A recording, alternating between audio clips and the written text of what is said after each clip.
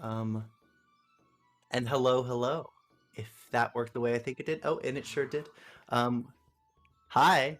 Oh, Anthony's Hey here. everybody. It Throwing the is. plague. Oh, it's me. Wow. Oh. Hey everybody. You hear the Welcome to another birds. Wednesday night. Here on Weave the Tale. It's good to be back after a couple weeks not streaming. I took a little vacation, but we're back quickly, getting ready for the next season that's coming up here in the spring, and I'm really excited to do something that I've been wanting to do for such a long time. Hi everybody. My name is Anthony. I am a now regular storyteller here on Weave the Tale. Just finished the season of Chew, started off with some Fallout, and now we're moving on to Blue Rose in the spring. That's where you'll find me most of the time. I'll be here, and you can find me on Twitter at Praying the Plague. Pronouns are he, him. I'm really excited to be back. And before I get into my whole spiel about what I got for this wonderful season, let's introduce my wonderful co-anchor right here, my co-caster. Ian, what's up? Co-anchor. Yeah, bringing Co-anchor. you the news. Yeah, for In all this the- I'll be behind the scenes somewhere, but mostly I'm very excited about the setting because I spoke with some of the people involved, actually Akari and Ronan, when they were at Origins, which was my origin in my background, my story of being obsessed with cons now, I guess. But just the way they described the book, I was like, hey guys, can I pitch this crazy idea? Can you tell me if it has any bones? And it was a bones day because they enjoyed it. Um, I don't know if we've really formally discussed the format actually for the show that we have coming No, up for Blue Rose. no, we haven't. I was happy to I want to give you your intro first, and yeah, thanks so much again to Green Ronin for just helping make this happen. We the Tale for putting it on. I'm glad that you got a chance to speak with them. Yeah, all this is such a beautiful place. Okay, so here's my thought process, Ian. There is a lot of different formats played for larger RPGs because there are a lot of people who play them, and so some people will just naturally take them and make different formats when there's so many people playing them. A lot of games that don't get necessarily the same track that the huge ones sometimes get, and I play those games too. I love those games, but because there's less people, usually they don't play these games or other games in those formats. So I really wanted to take one of these different kind of formats and use it with a different game system. So I am doing a West Marches style campaign season. Or for the upcoming season here in Blue Rose, right? It's going to be, I believe it's going to be the 10 sessions. Not quite sure on the length of that, but believe it's 10. Um, and yeah, okay. So essentially, it's going to be really interconnected uh, games, each with a different cast. And the whole point is that Blue Rose is a huge romantic role playing and kind of romantic knighthood style of game that I love, that it feels like such a great platform for queer stories. In the actual text I was reading, I think we may or may not have it, but there was like a little section in the language section of the book of the core rule book talking about how the writers tried to make as much gender inclusive language and imagery as possible at every step, trying their best to make a comfortable space for everybody who is queer and trans. And that was just beautiful to see. I've never seen it so explicitly stated in the text, and it was just so amazing. And even to go as far as hey, listen, if there's any failings of the book, on our inability to use the English language enough to leverage this. It was really moving. The depth that they put into it, and so I felt like it was a really genuinely safe place to tell queer and trans stories, and NB stories, in these in this world, in a fantasy space. But I also wanted to give a lot of different queer and trans people the chance to actually play in it. It's because it's kind of the point, is that oftentimes with these seasons, maybe there's not enough time to really get everybody in. But I really wanted to give a chance to a huge group of people, kind of all at the same time, and in one giant interconnected, beautiful story. And I thought Blue Rose was perfect for that. So it's something I've been excited about for a long time. Kind of kept it in the DL, but now really going in full force with the season being not too far away. So I'm really excited about that. I really, I can't wait. It's going to be so much fun. So for today, Ian and I will be taking a look at the quick start, at most of the quick start, but some parts of the core rulebook, and just kind of giving a feel for the game, what it's about, how to make characters, and just kind of talking more about ideas for the game and the season, or what, Ian, what do you think? Right, would be cool to see, in Blue Rose for next season, and cool plot lines. There is a huge variation in the way that this game can be played. I mean, like, they gave so much. Dido, oh my god, hi. The developers give so many sort of ways to think about the game and kind of different genres to play it in, or different kind of stories that you can do. And so one of them was like really interesting and really inclusive that I thought I was telling you about earlier, which was like the Quiet Knights. And it's a group of knights of only deaf and blind disabled knights kind of going around and like role playing specifically for a deaf and blind party, and what would need to change, and and it's just so amazing that it was written into the text. So we're going to go over and kind of look at some of ideas of the kinds of things you can do in all this, and just kind of, so it's West Marches, but it can also be different genres. And so some of the sessions are going to be what you initially think of when you see art of the very evocative Blue Rose, which is very high fantasy, like high romance, very like Knights of the Gay Table, which I wanna see, right? It's so pretty. So I can't wait to see a lot of that, like playing the game. But there's also a lot about the other continents and other races and whatnot. So it's just really cool to see that. There could be horror sessions as well, and they could be going, it could go from anywhere from their noble knights to maybe they are do-gooder vagabonds, just kind of going around and taking food where they can get it, because some of the nations are wildly different. So that's cool too, right? I'm excited to see what the world is like, and also maybe build some characters, and that's going to be really fun. Okay, so let's start us off on the quick start. And let's start reading through some of this beautiful bordered text. I love the way this book is designed. The layout is Oh really, yeah, really easy for the overwhelming it majority of it. is. So it's Yeah, just no, it is it's gorgeous. also a purview of being part of the age system, which is really just really effective, and it's like very streamlined. It's really good at what it does. It's used in a lot of RPGs that I really like. I love The Expanse, and that's the only age system game that I played prior to this. But Blue Rose really, really caught my eye. So it's, once you've learned one, it's really easy to get the others as well, right? So Right, yeah. play It's play that some of The Expanse. boilerplate approach. Ugh, I'm so Oh excited. man, I'm just gonna casually flex way too much art in a short period of time and merge yeah, over please. to our capture. We're just, yeah. If you're overstimulated by what you see, I apologize. Or you're welcome.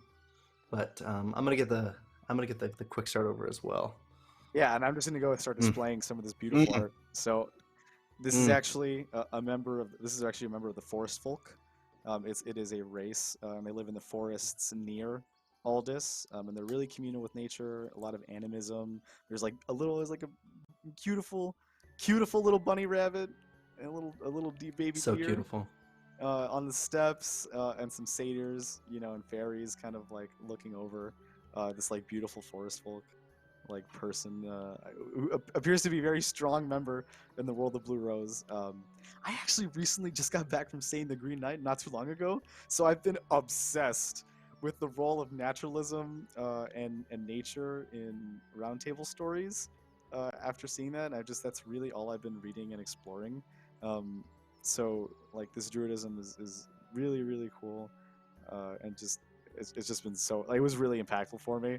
So I've just been doing a lot of that, and Blue Rose like understands that that's a huge part of like the mythology, like the Celtic and Druidic mythology behind it, and so they include it as like its own analog, which I know there's a lot of them, but there's something so beautiful and positive and optimistic about a lot of these that it's just that's kind of like, it's very explicitly described that there's really no shades of gray, or that it's not assumed that there's shades of gray in this game or in Aldous. It's usually a more black and white, like, you do things for good or for evil.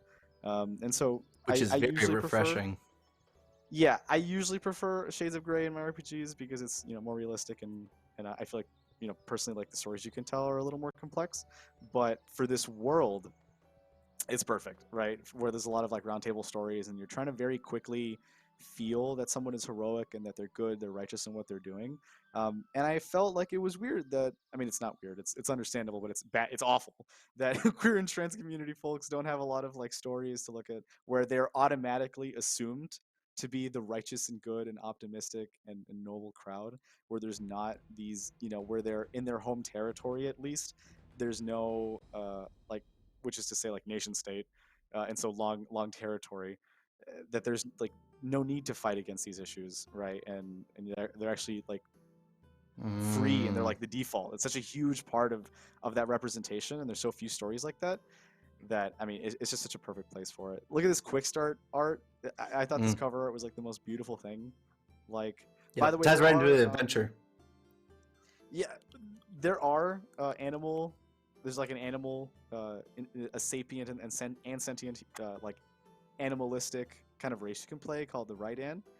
And so they have rye wolves, rye horses, rye cats. I'm pretty sure that's a rye wolf.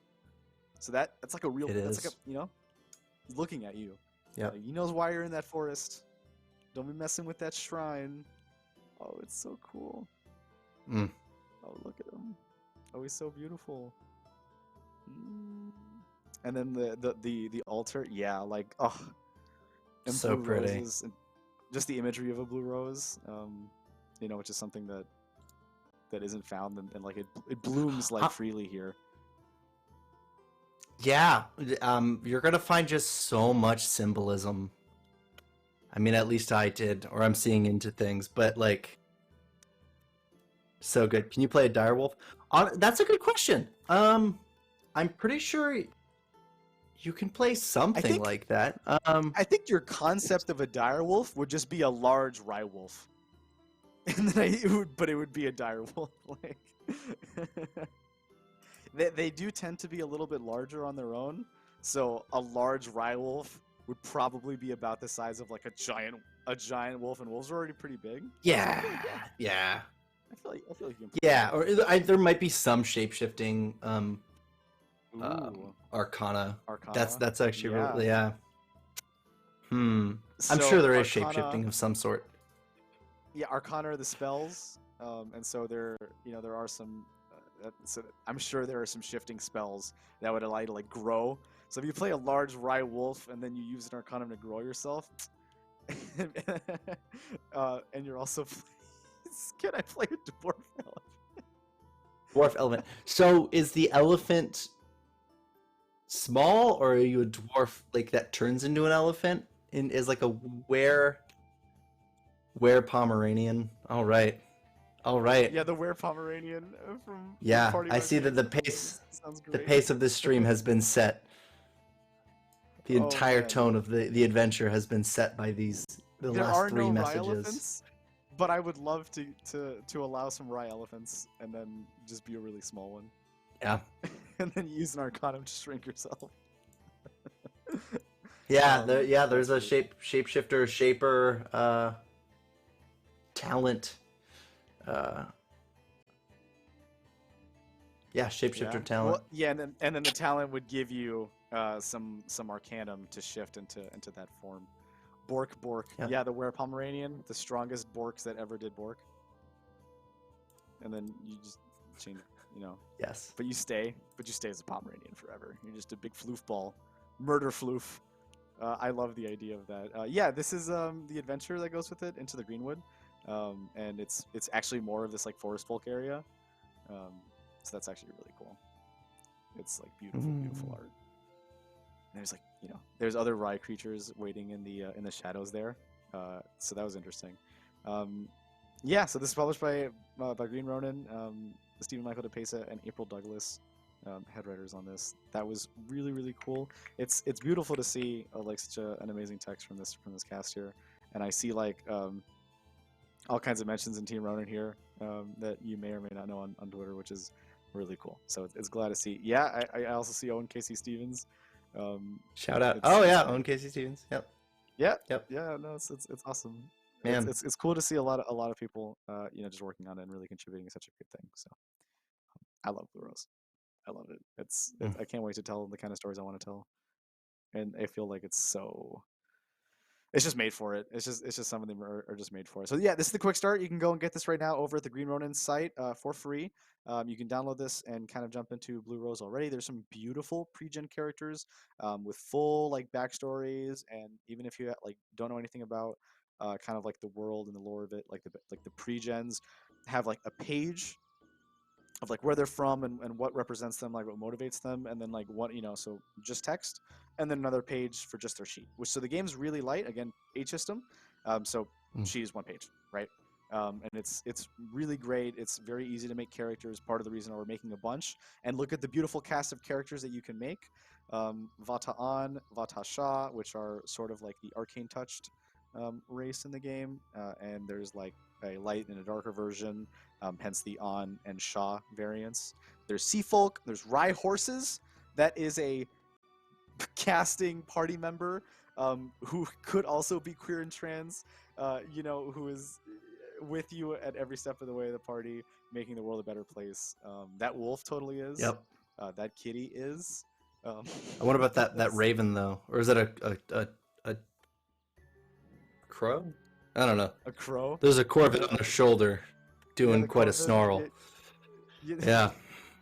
I like to think that they are, because in fact, you know, they look like they have a lot to say, and I want to know. I want to know what they're saying. Right. I love like the ornamentation for a lot of the riot creatures. It's like beautiful, like gilding, you know, that you can assume is like maybe gold, or you know, which has maybe been like sanctified in the wield. It's and it's kind of shaped to them, so everybody has their own. So I'm just thinking of like kitties shaping gold on like a horse. You know, it's like, can I get a touch up here? And like the kitties just paw away, and like we're all pals here. Great. Yeah, because why wouldn't you want some like jewelry? You know what I mean? Like, ooh, hi Raiders. I mean, I'd wear a necklace. I'd be like, yeah. What else are you gonna do with your money? Like, you know? It's so yeah, pretty. The wolf though. doesn't like to read. He's like snarling at the book. In chat, somebody was saying that. Some stuff if you've never like, roleplayed before. And they do have.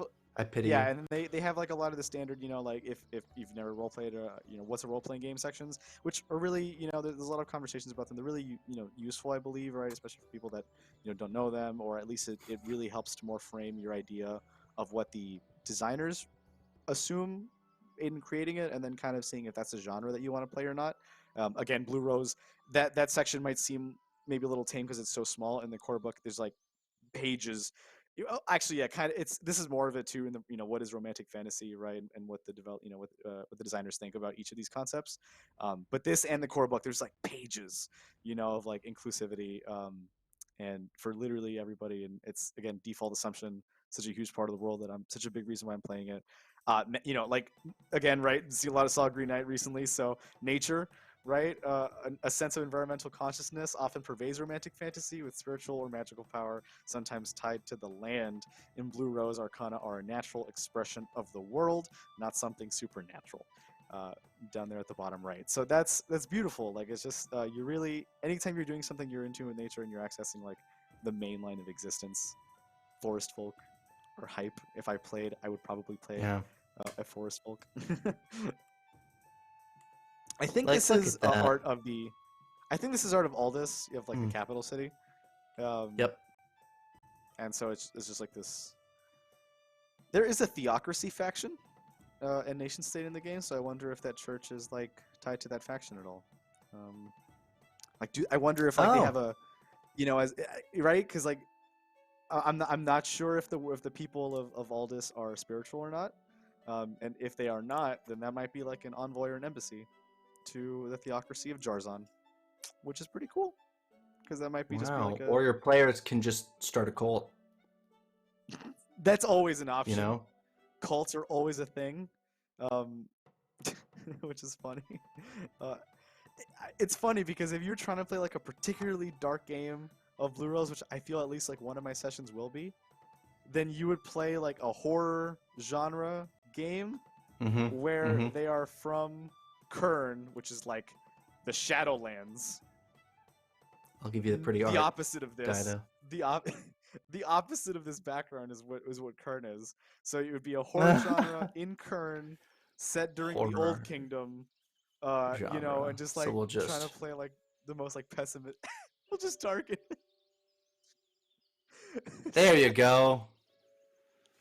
It's just like the most Yes. like pessimistic um version of the game that you could play, and it would still Yes. be pockets of optimism shine through. Because if you talk about any other faction, literally every other place is like shining rainbows and like knights riding unicorn, you know, and like That yeah, even like that is true. There's like a sense visionary of like. like there's like a reverse entropy sense where I feel like yeah, Blue Rose is like utopia approaching, you know? Like I don't know. Maybe it's not the case if I like really dive into the rule book, but it's looking like Disney fairy tale story where like things are coming together. You just have to manage personal relationships. It's kind of at least the vibe that I got. That's a huge But part of no, that's actually a huge part of the game. Like you're, you know, super correct about that. In fact, in the what we were looking at before, like what is romantic role playing, I'm really glad that they give that a lot of like context in the quick start, and just really go through every topic. Like this is what magic and heroism, nature and love means to us, and then you really get a feel for what the designers like thought of and what the game is supposed to be played as. And so when you come, you know, like even just reading it, it just really makes me feel like so warm and like comfortable, and like you mm-hmm. know makes me want to like tell stories and feel like I'm in a safe place. So it's just like it's I've read very few books that give you hugs. I feel like Pendragon style like fairy tale or round table writing is usually really picturesque and can kind of lead to that. But then you add like this whole layer of like queer and trans like defaultness again, right? Or like, you know, love default, Yeah. and it's just like, oh my, it's just I didn't know hugs could be more tight, so it's awesome. I'm really enjoying it. Can't talk It's a group hug. enough for this episode. It's the hug where Yeah, it's it's a like group hug. where the distant friend opens their arm. And they're like, "You two, come on in." It's that hug where you're like, "Okay, yeah, yeah, yeah." There's room at this table. Yep. No, that's All right. I'm really happy about it. In chat, so yeah, in the Green Knight movie, there's a Blue Rose game inside of it. I'm sure that's a forest folk adventure. In fact, towards the end of the movie, they even said like, you know, that the Green Knight should be portrayed more like a Santa Claus. So it is supposed to be kind of like happy towards the end there. I feel like it's just a Rye Fox, you know. It's so cool. So there is a Green Knight RPG Mm. also. That's a cool game as well. But I feel like this really like default has like kind of more of that fantasy fleshed out, and then you know, but that realm, that wield of like you know the forest being like magical and protected is still really present in all this, and we'll get there when we read it. But um, it actually has like a long history too. You can see some mentions there of like the Old Kingdom, and there's like Yep. a you know like a fable. It's literally like a fable style like you know Old Kingdom where you know things were more quote unquote advanced, right? But there was less happiness and eventually a catastrophe, and finally people are happier, right, in all this, and that this Old Kingdom does in fact still actually lead to more dangers or fear in locked away secrets and artifacts than in or dungeons, uh, rather than what it can provide. And so that you know again that naturalism versus technology aspect of it, and you know the Old Kingdom represents a destroyed technologically based you know civilization, and how these things can actually decrease your happiness, right, or maybe even humanism at the same time. So this is the map. Overall This is vibes, actually probably. yeah. So this is actually Yeah. Durak. If we, you know, let's scroll back up. I kind of want to go. Oh yeah. Okay. Wait. Wait. No, yeah, my bad. I'm the ISS floating over the planet. Yes, Ian, our wonderful tech is also moving. So thank you so much, Do, Ian, do, do, do, for do. both participating and teching. But I'm Mm. happy to talk with you and kind of like really just get a first look at the game. Yeah, so up there at the top, Drunak, and then kind of giving way to Rizea, which is like it's a Khanate. There's a Khan that rules. There are Rye horses who are in the area who are also allied with the humans of Rizea. So that's funny as well. So they're like you know like horse people and then ride horses, right? So imagine like a group of warriors. There's like 10 of them on horses, and then the other 10 are just warriors. Like there's just 20 warriors, 10 are horses, and 10 are horse riding warriors. And that's really beautiful a sight to see that they're fighting together for Yep. something actively, which is hilarious to think about. And then to the south, there's like some other like scattershot. Literally, it says like scattershot, like archipelago, or I believe it is south of the Gulf. Um, and this is kind of assumed to be like the other coast if you travel like over sea. So there is like some possibility for sea as well. Sea campaigns and concepts. Hey Sam, um, over on the other side. But usually it's assumed that you're on Aldis, and then the majority of the nation states are on the other side. So we can move on to the other one now. As we travel the globe. Yep. So that's Kern, horrifying All right. place Yes. once ruled by the. Please, yeah. So you can see passionate Aldous about here. Kern. Well, I just want to note that you can see Aldous from the map right over Rose River. So as you can situate it on the planet, then you go down. Yeah. Mm-hmm. That's Aldous. Yeah. So for a sense of scale, pretty big. Yeah, it's huge. It's huge. With the forest folk to the north there in the Pavenweald, and then further north there, Kern.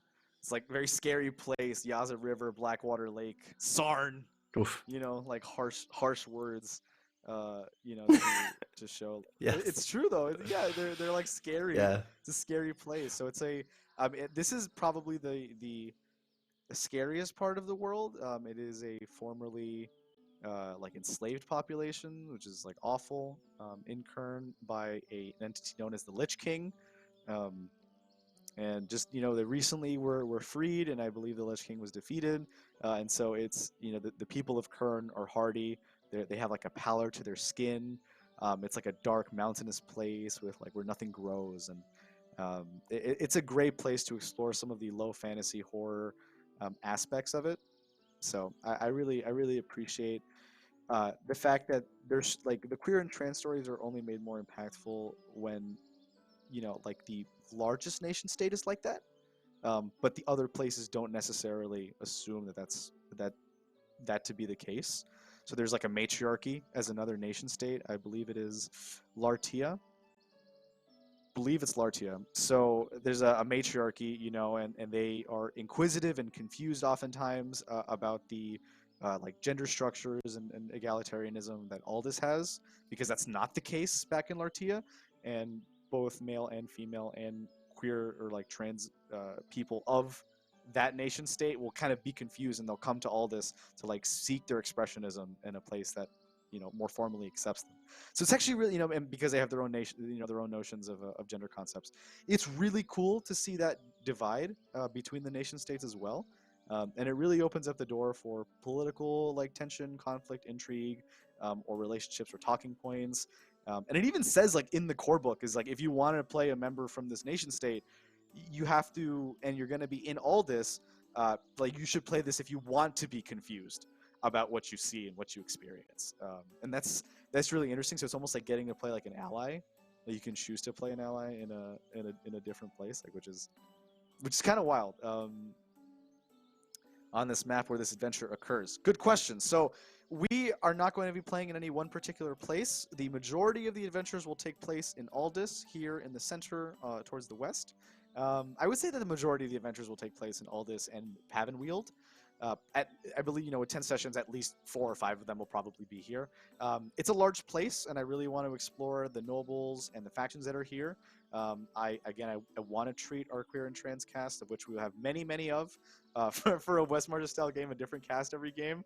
So it's probably going to be around 50 people. I really do want to like shower them again with the praise and the positivity that the world bleeds. So there's going to be a lot of like honorifics, a lot of titles, a lot of you're this badass knight and you like have this plot of land, right, that was given you because you have so much of it, right, and that's not really like an issue like in this environment. So they live in one with like nature, and it's like really protectionist in that way. So that's really cool. I want to see them explore that, but at the same time I think there's also going to be a lot of like Green Knight style forest exploration stories in the Pavan Wheel that I think are going to be beautiful as well. So that's where the two main ones are going to be. But I'm really happy to throw in everybody else as well.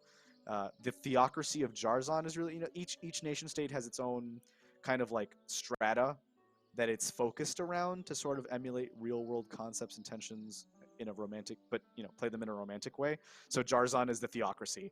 Kern is the formerly enslaved place, which that's definitely a heavier story and requires like stricter safety tools. But it is a baked part of the world. Then there's also the matriarchy of Lartia, the old kingdom arcane touched race of the Vatasha and the Vata'an, which are like light and dark versions. So like one is even further corrupted, and that's really interesting to see how that goes as well. The royal cheese taster. I would love for there to be a royal cheese taster, because I would love for the queen to get poisoned by her girlfriend because she had too many concubines, right? And that's it. She was just like stuck in her head. Like potentially, yeah, that would be even funnier if it was the Pavan Wheeled Forest Queen that was depicted there. Yeah. Send me your cheeses. Yeah. Please, yeah, send cheeses. But yeah, like something like this, which is like a beautiful part of the story. I totally see like queer and lesbian weddings, of which there are many in all this, get like objected by former lovers or partners that feel grifted by what they have to endure, and see this beautiful union happen before them that they don't wish to see. They'd rather it be them. I can't wait to tell a lot of these stories. It's really going to be quite a treat. It's going to be so good. There's like beautiful. It's going to be a lot of like court stories. So there's a lot of like, where were you last night? The dances. The balls. Yeah. If you desire to drink, there's a kitty in the middle. He's drinking. He's dancing. That kitty is totally. As the cheese taster, and you will show him only respect. Only respect. I'd say that's that's my character is going to be a cheese tasting cat. Yeah, and then the cheese taster is the rye wolf over there that just always likes to eats it by the barrel, which is hilarious.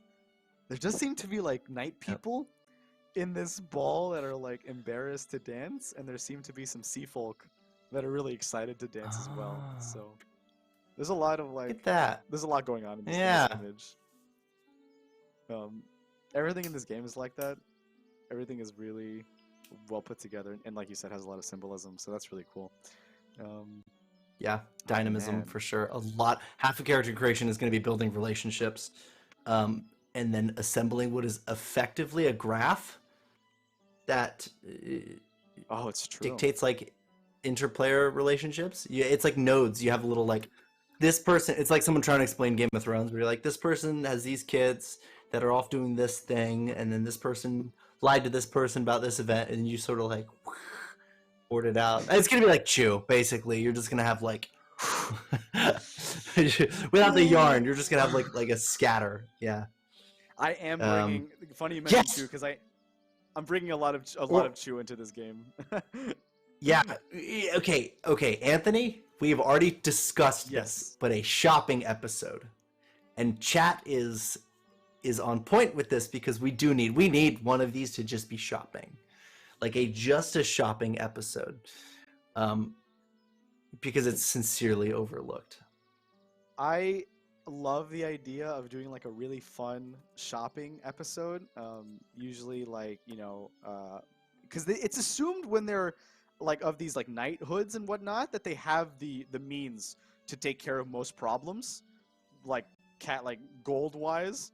Right, so they actually do have powerful allies, and they can even call on, like grants here and there, and their knighthood would give them, like a grant, right? So I'm even thinking about, like, imagine getting back to your monastery, and you're like the night priest is just like, hey, you can have as much gold as you want, and please buy like everything you would possibly like for this upcoming wedding, right? And it's just like 75% buying gifts for the wedding and like having the right thing, filling the registry. Because like the gifts are lost, and then 25% like the actual wedding, and like making sure it goes smoothly. and like that's what what everybody wants, and like that's beautiful, right? Choose intrigue really helped me flex those skills on building mysteries. And actually, one of the assumed play styles for playing Blue Rose is known as the Game of Thorns, where you have like this like assassination and political intrigue backdrop of a game. So yes, when it comes to Game of Thrones style family webs and whatnot, it is actually very. It's exact. It can be exactly like that. And I love how they set that up. It's gonna be so good.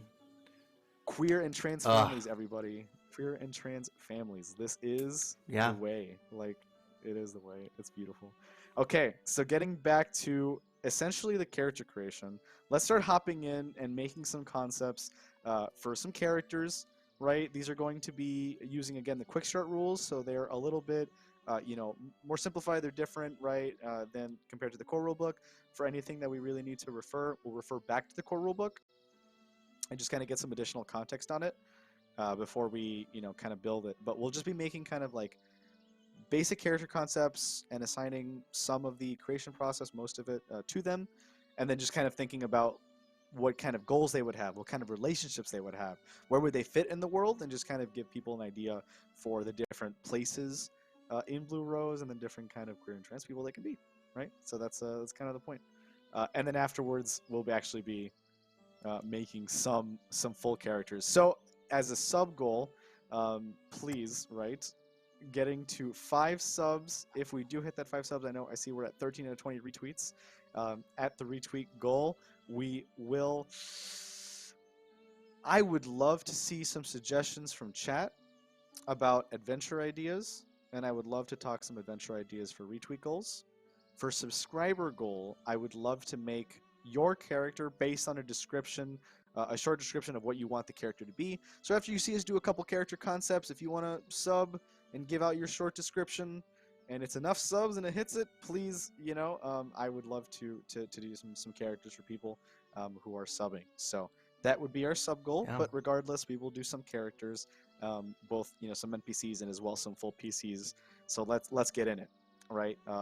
Ian, do you want to start us off on what kind of classes we got?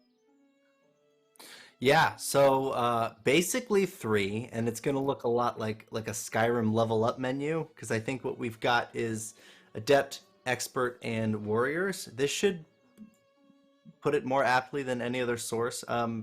It goes into detail in the core book, but I think this is the best sort of overview. Adept, you're doing magic. Expert, you're doing rogue stuff. Warrior, you're doing damage. Beyond that, talents, they take that and they make it complex in a good way. But your background and other character choices are also going to affect how much you reflect those 3 sort of virtues. Oh, also, we're at 1 sub. Ooh! Look at that. Aw, thank you so much, Scribbling Penny, the wonderful Sam, with a sub. Thank you so much. We are 1 out of 5 subs for making your character, everybody. If you would like to see yourself represented in a beautiful Blue Rose character made by Ian and I, and then be able to take it in a game that you can play in Blue Rose, we would love to make it for you. Let's hit that sub goal. So actually, Ian, if you could go back up to the armor for me real quick. I mean, just look at how beautiful this is. Like, Ian and I were so hype when we saw this, where we just looked at this table and it was just so beautiful. Yeah, because it basically just solves the problem of accidentally finding out you built something wrong. Like when you play really crunchy fantasy games and you're like, I want to do this, and people are like, I'm going to tell you right now that that's not viable. It doesn't matter. I could just say, I'm going to do this. My armor is medium. My weapon is a one-handed sword. And then it's just built. Then you're done. You're like, I'm a knight. Heavy armor. I've got a flail. Heavy armor.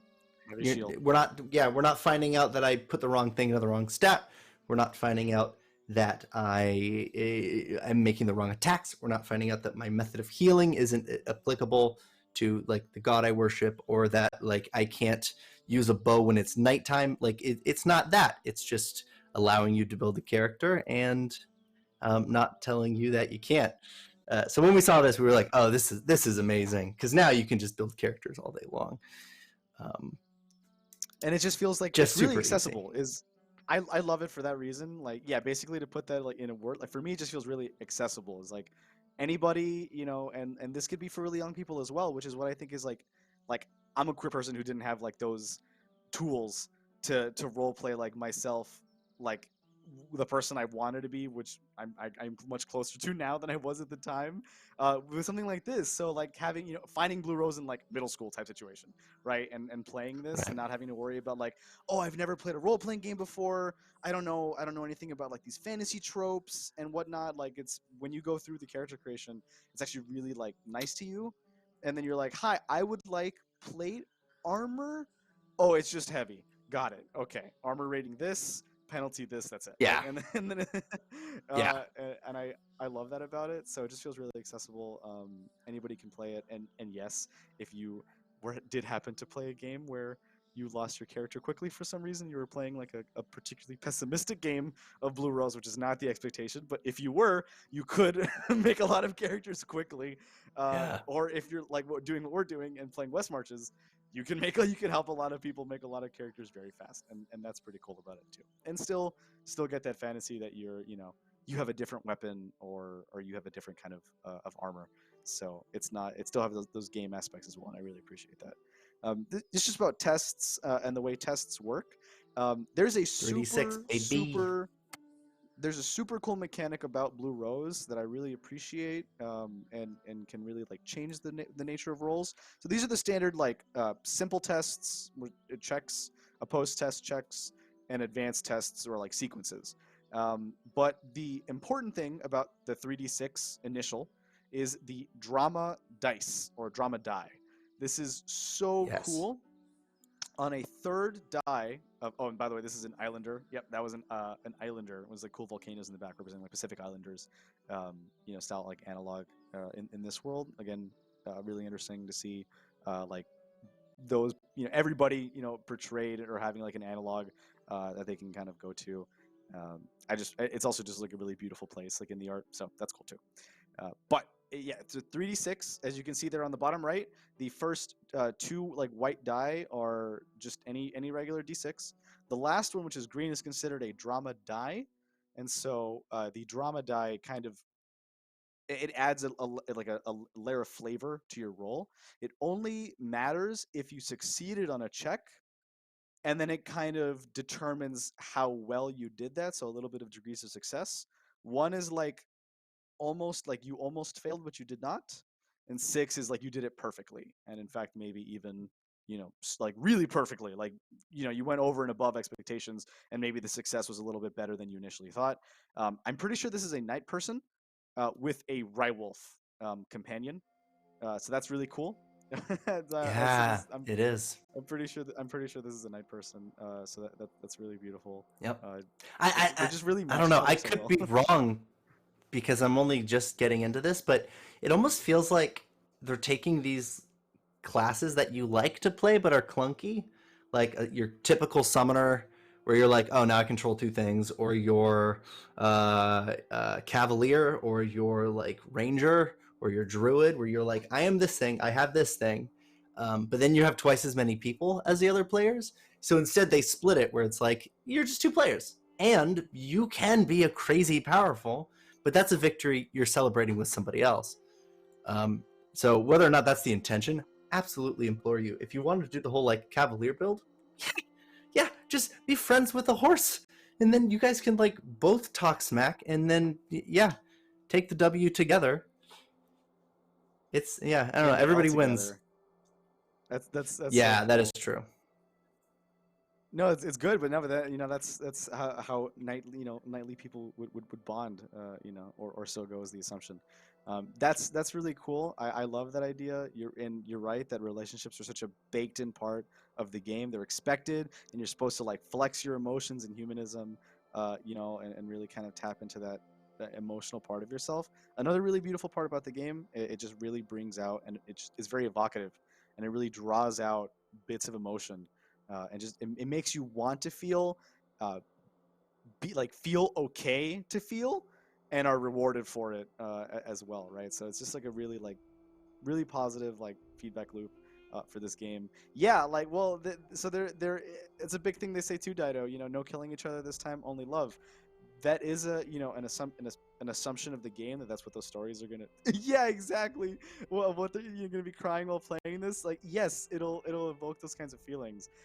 There's also like violence, and there are like evil creatures that represents kind of like the Abrahamic like seven deadly sins, right? And Yep. is sort of contrary to Round Table, sort of like core principles, right? Or so and so goes the game. But there's also a lot of like bandits and like power hungry people that can be talked down. You don't have to murder, and oftentimes like I feel like at least with most of my games for this upcoming season, if anybody wants to solve the issue with love and not necessarily with their polearm, they're more than welcome to do so and not have to be worried about necessarily being delimbed or, or having to wear a helmet I or something guess. like which is great Fine. too, but it's not necessary all the time. And the game kind of makes that the default assumption at first, but then also makes it really clear that you can play any kind of game that you want. So some of those sessions Yep. will definitely be Hooper.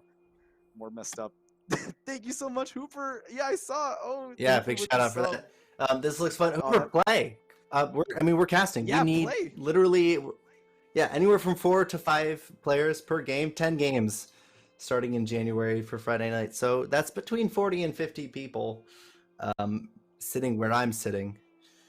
Um, yeah, Let's march absolutely. Let me west. just DM me. Let's We will march be west. marching west. Yeah. Yeah, Um, towards Rosea. let's take it back That's over. funny. We were talking about emotion, so I wanted to put on the Yeah, no, background, make it no, real but that's somber. no, but you're great. And so yeah, no, thanks for Hoover for that sub. But it's true. We're also doing this to try and show people, hey, this is what the game's about. And if you'd like to sign up, there's still plenty of time to do so. Please do it. Right.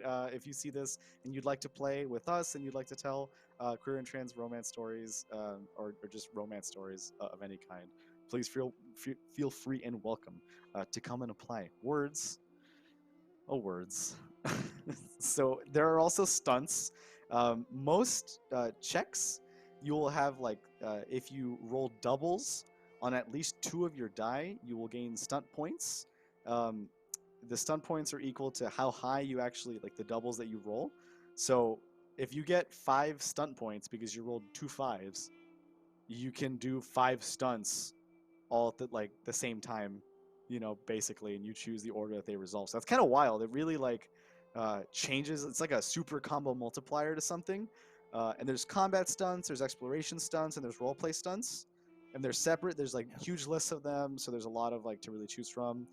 You can pick them, but it's fun to roll as well. And it's kind of see what you get and kind of like role play that out in such again a very like emotion driven evocative kind of world, which is cool. So I really appreciate that about the stunts. And here we can see, I imagine, what looks to be a winged feminine creature, which I guess is supposed to be evocative of like a harpy, doing Yep. like a sonic blast on like a seems to be like a female knight. So that's interesting. Like the art is beautiful again. I love the inline, like, and I just love how beautifully everybody is portrayed. Um, Mm. and it is like I think we had a picture earlier as well. Like it was like a really diverse cast of like people showing like around like for character creation. So I really appreciate that as well. Oh yeah. Um, so that's really cool. So if we go down combat, combat's not Oh. terribly important for us right now. Yeah, for the purposes of a quick start character creation, but combat is really fun. There are actions, and it is involved, but it doesn't feel weighty or complicated, and that's also a huge benefit of the age system. But Blue Rose's aestheticism, what it strives for in most cases, and its desire to kind of stray away from violence in some cases, and it's like beautiful, like it's perfect for the system, and it's not clunky. A lot of the game is devoted to text about love and relationships, and so your game is what your text is about. And if the text is about fighting, that's what your game's about.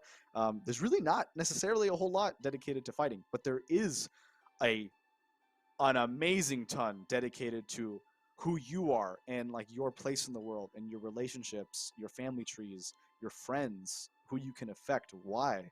So that's a huge like your desires and your goals and stuff, like a huge, such a bigger part of the game in your character sheet. So I love that. I love that so much. So sorry, I know I talked a lot about non-combat during combat, but that's fine. Let's go down.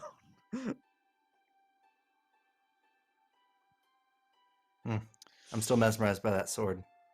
The sword, yeah, the Can't moonlight handle it. sword. No, it's Yep. beautiful. Okay, the talent system, everybody. Talents are really fun. Like Ian said earlier, they're not super complicated, but they are really expansive. There's also Arcana, which are the spells, and you get Arcana through talents. So there's 3 classes like we talked about earlier: Adept, Expert, and Warrior. Adepts, or the Mage analog, are the majority of the players who are going to be using Arcana. And so there's arcane talents, and then there's more standard combat talents, and then there's non-combat talents, right? And so you get talents when you level up in certain levels. You get talents from your class at certain points, from rewards. You also get talents if you're of a certain race or not. For example, the right creatures get talents. The RHYDAN get talents, but like the sea folk don't, for example, right? And so we'll do that when we do some character concepts and we really build like the big PCs. We'll add some talents and some arcanum for them as well. But yeah, really fun, expansive spell system. The talents are really interesting. It's actually really simple. We played Black Void recently. Black Void had everything was in maneuvers. There was movement and combat, and everything else was in and offensive and defensive maneuvers were all considered maneuvers. So I really liked how movement and combat were kind of the same thing, and you had to like kind of pick your maneuvers. Arcana and talents feels very similar, where you have to, you'll get Arcana through your talents, and so it's not, there's no spell point system. There are some limitations, but it's very light and very easy to learn, very accessible, which again is going to be like a huge thoroughfare throughout this. Dido with the 3rd sub. Thank you so much. Really appreciate that. We're inching That's so cool of closer. you. I think if we get to 5, we're just gonna have to build Dido's. We're gonna have to build Dido's character with the blue Dido's sword. character. Yeah, because I don't know. That's a great idea. That's a great idea. Dido's gonna be Pretty playing, exciting. so building I mean, book yeah, of a character would be really cool. Everybody can get a sneak peek of one of the characters going to be in the season. So catch it here first, and then see the beautiful character come to life. Almost a creature. Oh my, character come to life when the season comes on. Beautiful creature. And then that's, beautiful creature. That, I mean, yeah, it still works. So there's no, again, non-combat scenarios that are applies here, and then here is like the major and minor actions, all like on one handy printout for you to take. A lot of the game is, again, I'm really gonna repeat myself. It's really accessible. A lot of it you can print out. A lot of the sheets, a lot of the talent lists or stunt lists. So you can have like 6 or 7 pages worth of printouts, and that's kind of the whole game. So that's and it doesn't, again, it feels really light, but there's still a lot of choice.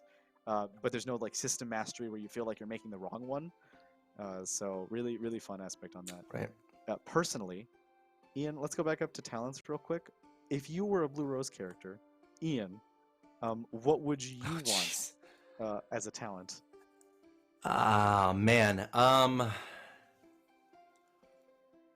That's great. I think archery. I like the idea of like fucking around and not finding out. And ideally, I'm just gonna kill things before they get to me, because this is not a world I understand, and it's a world I would enjoy, but from a distance when it comes to threats, likely. And then armor training for much the same reason if archery doesn't seem to work. So there you go. Getting ready for when something happens and you have the training you need to get out of that. That's cool. I actually recently saw a lot about how archery is a very meditative sport and how it can be very meditative. So I would imagine it would also help with like stress relieval, and you would feel very de-stressed when you practice your archery, which you now knew how to do. So there it is. That's cool. See, I have a very specific answer for the real world, and I would most certainly choose animism, because I could gain animal messenger, animal summoner, or psychic contact animals only. And what I would do is that I would take animal messenger, And I would take one a Mhm. little bit below that says Arcane Training, where you can choose 2 more. So I would gain Animal Messenger, Animal Summoning, and Psychic Contact with animals. And I would use all 3 to justify animal rights to interest groups and governments, and actually get animal rights passed in as many places as possible, like with animism. So it's a very specific answer I Wow. have, but Yeah. it seems like That it'd be the best one here, um, in terms of me that if I was was good. Anthony, in real world, but also Blue Rose character. What would I get? Okay, so moving on Yeah. to past this, and then we're just gonna start.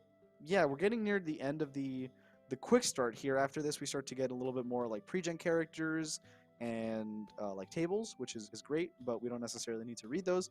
So at this point, I think it's probably a good idea for us to switch over to the core text, look at the character creation outline, do a couple of simple NPC ones. Let's see how many we can do, and then build a couple of PCs after that. So we can head on over. All right. Dido Haha, says, look at "Can that. you dye my eyes uh, to match my wolf?" I would love to.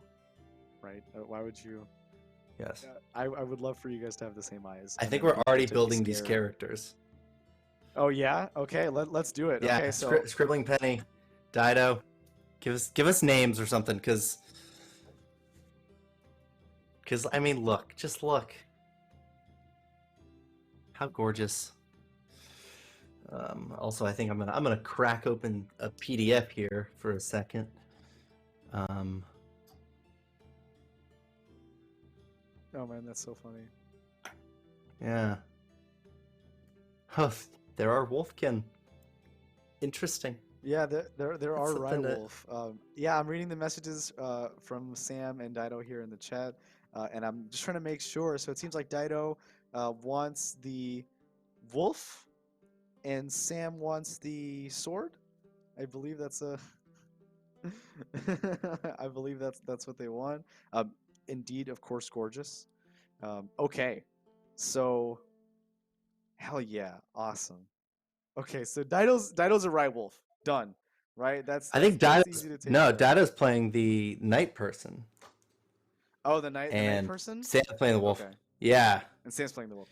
Sam Um, wants to be the wolf. yeah. Okay, great. Yeah, Yeah. okay. But if the wolf had a sword, it reminds me of a certain game that I refuse to play for reasons not unrelated to the fact that I'm a coward that would use heavy armor and a long bow if I was in this fantasy setting. But yeah, the Souls-like wolf with a sword. I don't know. It's not nothing. And yeah, it is playable, which is funny too. So that's Yeah, it's literally.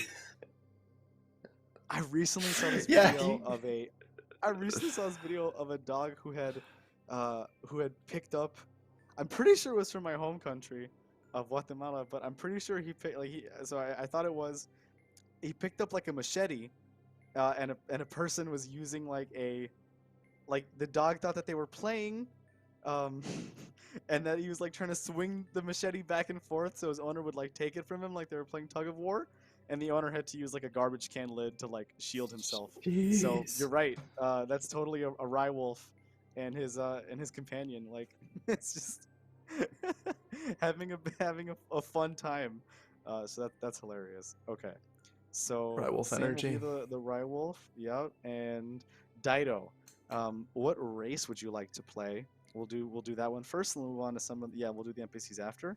There's different kinds of humans, night people, different kinds of a sea folk, and this like arcane touched like race. So it's just like it's kind of like who what would you like to play, or what kind of aesthetic are you going for, I guess.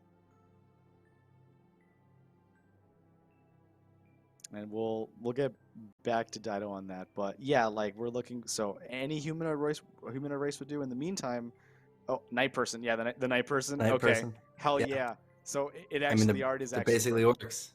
Mm-hmm. Yeah, the art is actually perfect. So that's great. We already have art for for night person and the wolf. That's awesome. Okay, so Ian, let's get to it. Let's crank up these characters. All Um, right. Yeah, so like qualitatively, basically all we need to do when we build a character is follow the 10 steps that are outlined. I don't remember if the roadmap is from the core book or if it's from the quick start, but yeah, character concept we've already got. Abilities, which we can roll now if you would like, because that part is pretty involved. We're going to roll 3d6. 9 times. And we are going to roll for each character. Yep. It's a lot. 3d6. Yeah. So what I'm gonna do is 1, 2, 3, 4, 5, 6, 7. No, I'll write it down. 8, 9. And then what I'm gonna do is I'm gonna convert the values. So I don't know if you can see on Roll20. Ooh. But essentially, I'm gonna convert the values based on a table, and then I'm gonna write down all of the converted values before you distribute them. That sounded like perfect jargon, and it'll make more sense here. It's super. Super streamlined. It's super streamlined play. Yeah, we do need this table. So this table will be what we actually get on stats. So yeah. So for example, I rolled a 4, a 4, and a 1, so I got a 9. I'm gonna write down a 1 because we're gonna get stats and then we distribute them. It's a lot like some of the ways you do it in D&D and stuff. A 13 gives us a modifier of 2, so we'll write a 2. A 14 gives us a 2. A 6 gives us a 0. A 0, lucky. That's the lowest one you rolled. Anything lower is a 5. Yep. Anything 5 or lower is a 1. 8 gives a 0. 14 gives a 2. 1, 2, 3, 4. Wait, 1, 2, 3. 2 14s are great. Like, that's really good. 6, 7. Yeah. And then an 11, which is a 1 as well. So we have 3 2s. We have 2, 2, 2, 1, 1, 1, 0, 0. Yeah, so 2, 2, 2, 1, 1, 1, 0, 0. I'm just gonna write that in chat. So that's oddly satisfying. 2, that's 2, so great. 1, 1, 1, 0, 0. And now we just distribute those bonuses, the stats that we want. The reason why I did it first is because these stats matter depending on the class you choose. So the order is a little bit flipped because you don't know how you want the ability scores determined until like you have a class that cares about it. So now we hold on to them. Yeah. Yeah, because now the question for the next step is, are we stamina, magicka, health? Like what's the build? What's the direction we're going towards? I guess that depends on Dido, but basically, yeah, you have warrior, so all things fighting, the fighting third of the triangle. Adept is the magic, and then expert is user. Yeah. Yep. And then expert is expert is the thief archetype. Sneaky sneak. But also the talker, really like everything there. It's actually remarkably similar to the Elder Scrolls, in that you just kind of like split everything into 3 branches. I do play a lot of Elder Scrolls, so that too much. When we saw it, we're like, oh, it's great. I already know this. It's perfect. So that's fun. Yeah. We do play a lot. No, Dido, you don't have to write anything down. That's good. Like we'll make it here right for you.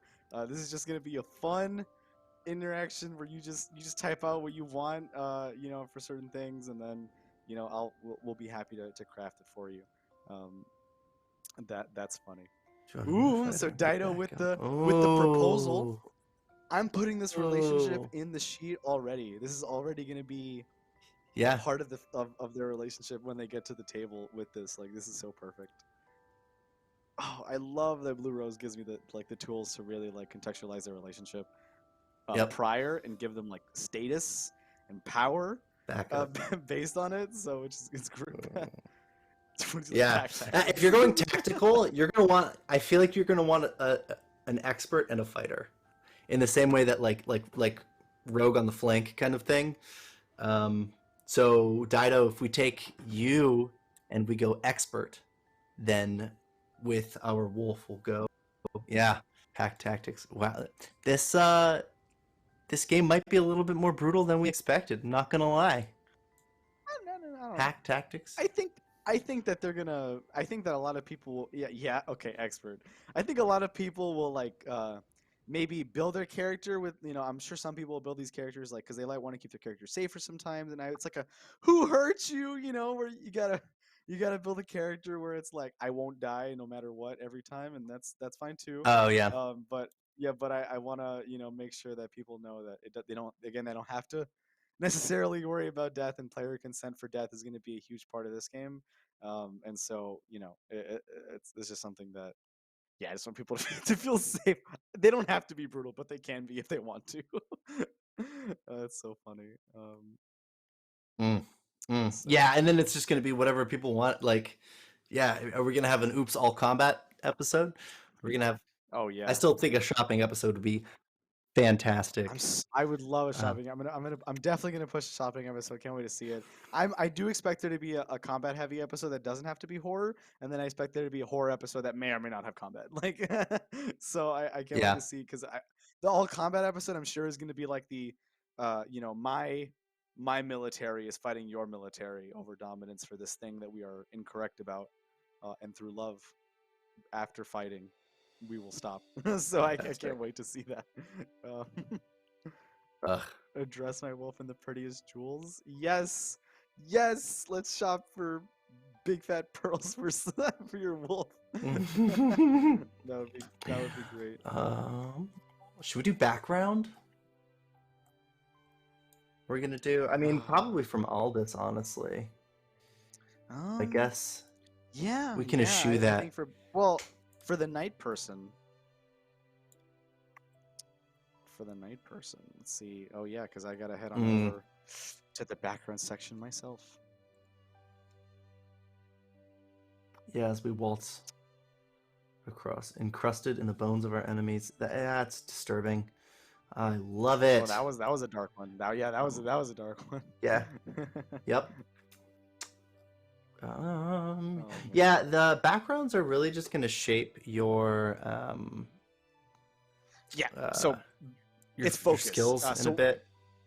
Yeah, so what Yeah. it does is that there's this concept of focus in the game, and focuses allow you to basically add just a +2 to whatever you roll. So generally, the formula for rolling is going to be 3d6, with the third die being the drama die, plus your ability score. So if it's for a particular thing, like communication or dexterity, and then finally, if you have a focus in a related topic of that skill, that counts as well. So your background will give you, you like the ability is communication, but the action is persuading. So anytime you would persuade, you would get a +2 to all communication persuasion rolls.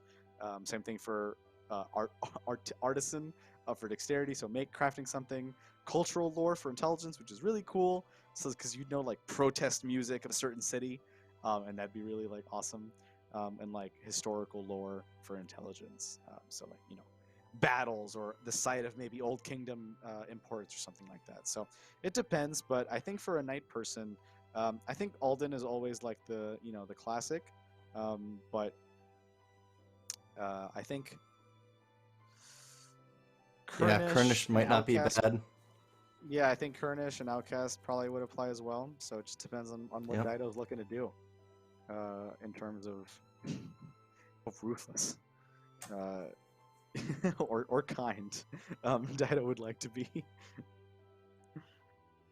Let's see. So let scroll down for me. I'm sorry, real quick, for Outcast and Kurnish. What I focuses foci. We joked about this. Yeah. Just starting the stream. Yep. But, Dwarves. Mm-hmm. yeah, the foci would be, but so there's gambling. Is gambling, navigation, and courage for an Outcast. Pretty solid. Searching, deception, stamina, and intimidation for a Kurnish, and it seemed like, and then what was it for an Alden? It was like, it was persuasion. Alden. Yeah. Artisan, cultural lore, and Persuasion. historical lore. Yeah, okay. It's like history and arts. Yep. Yep. It's really weird. You look at That's these really characters and you're like, are these all face characters? But it's just a face game. It's good. That's such a, oh my god, that's it. I never even like put it together. I didn't think about it, but that's exactly what it is. It's a super face game, and Yeah, expert is rogue. everybody can be face. Yep. Expert is like sneaky. sneaky, The expert sneaky, is or just sneaky, talky, sneaky. merchant or rogue or ranger or that's it. That's all of them. That's every single remotely stealthy. Just kidding. Yeah, but anything along that path you could play. You could play politics. And so go down Alden. if we're looking for Alden would be more opportune for the lore. It's a great one, and to be from Alden is actually, and they again it is mentioned in the text where Strata is like significantly displayed. Alden is literally like like this is the place of privilege. Yes, but it's also the melting pot. It's the place where, yeah, where it seems like self-expression is probably going to be peak. Like culturally, they're advanced, in that you're allowed to be the person that you were born to be. Yeah, essentially. Exactly, and you know that's the important part about it. And so again, that's why putting queer and trans people as like the focus of a world like that is like such a beautiful part, as like the again is like the default kind of experience. But with that also does come a certain element of like privilege. So like compared to like the current humans, for example, like it's significantly different. So Alden is a great choice, and you'd be able to hopefully use that privilege to help romance and relationships across the place here. Again, that's definitely the point. There's gonna be like, I love how also in the book they talk about how like weddings are like a huge part of the game, and so like even like going around and securing weddings is like an order of knights that all they do is like ensure the security of weddings like throughout the land. Is so sick. I love the idea of like wedding police or like wedding. No, it's awful. Wedding They're police. not police. No, ACAB. They're not police, but they're but Yes. No, it's not that. It's but at least like I don't know, just people that can protect them culturally, and actually do like what they swore to do in that way, which is funny. So anyway, that's such an important part of it, and I can't wait to see that again. So I love the idea of like going and making sure weddings are okay, and like nobody comes to, like protest the wedding or something from like that should be a one shot. people that don't agree. Absolutely, right? Yeah, that's one of them, right? That's one of the sessions for Voris. Yep. That's great for Alden. Okay, so if we go down now on the text, we already got the background. Yep. Okay. What else? Got our background. We've chosen a class, but we haven't gone over really what's gained. So I guess we could just overview it. We don't have to go into too much detail. Yeah. No, perfect. Yeah.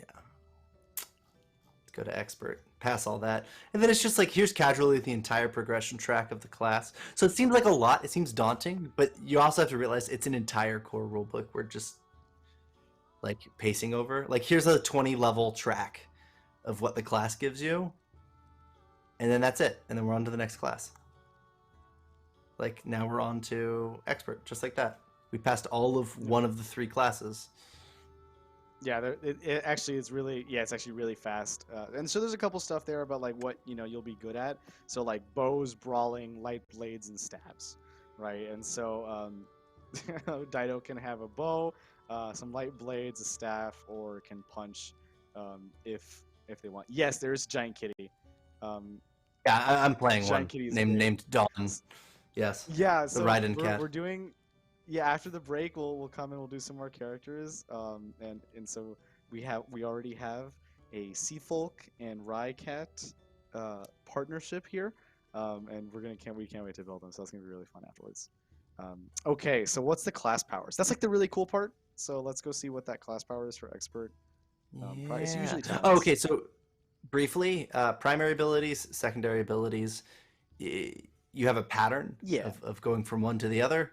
It doesn't matter, that's for later character progression, but this is why I waited on the abilities. So for example, accuracy, communication, dexterity, and perception.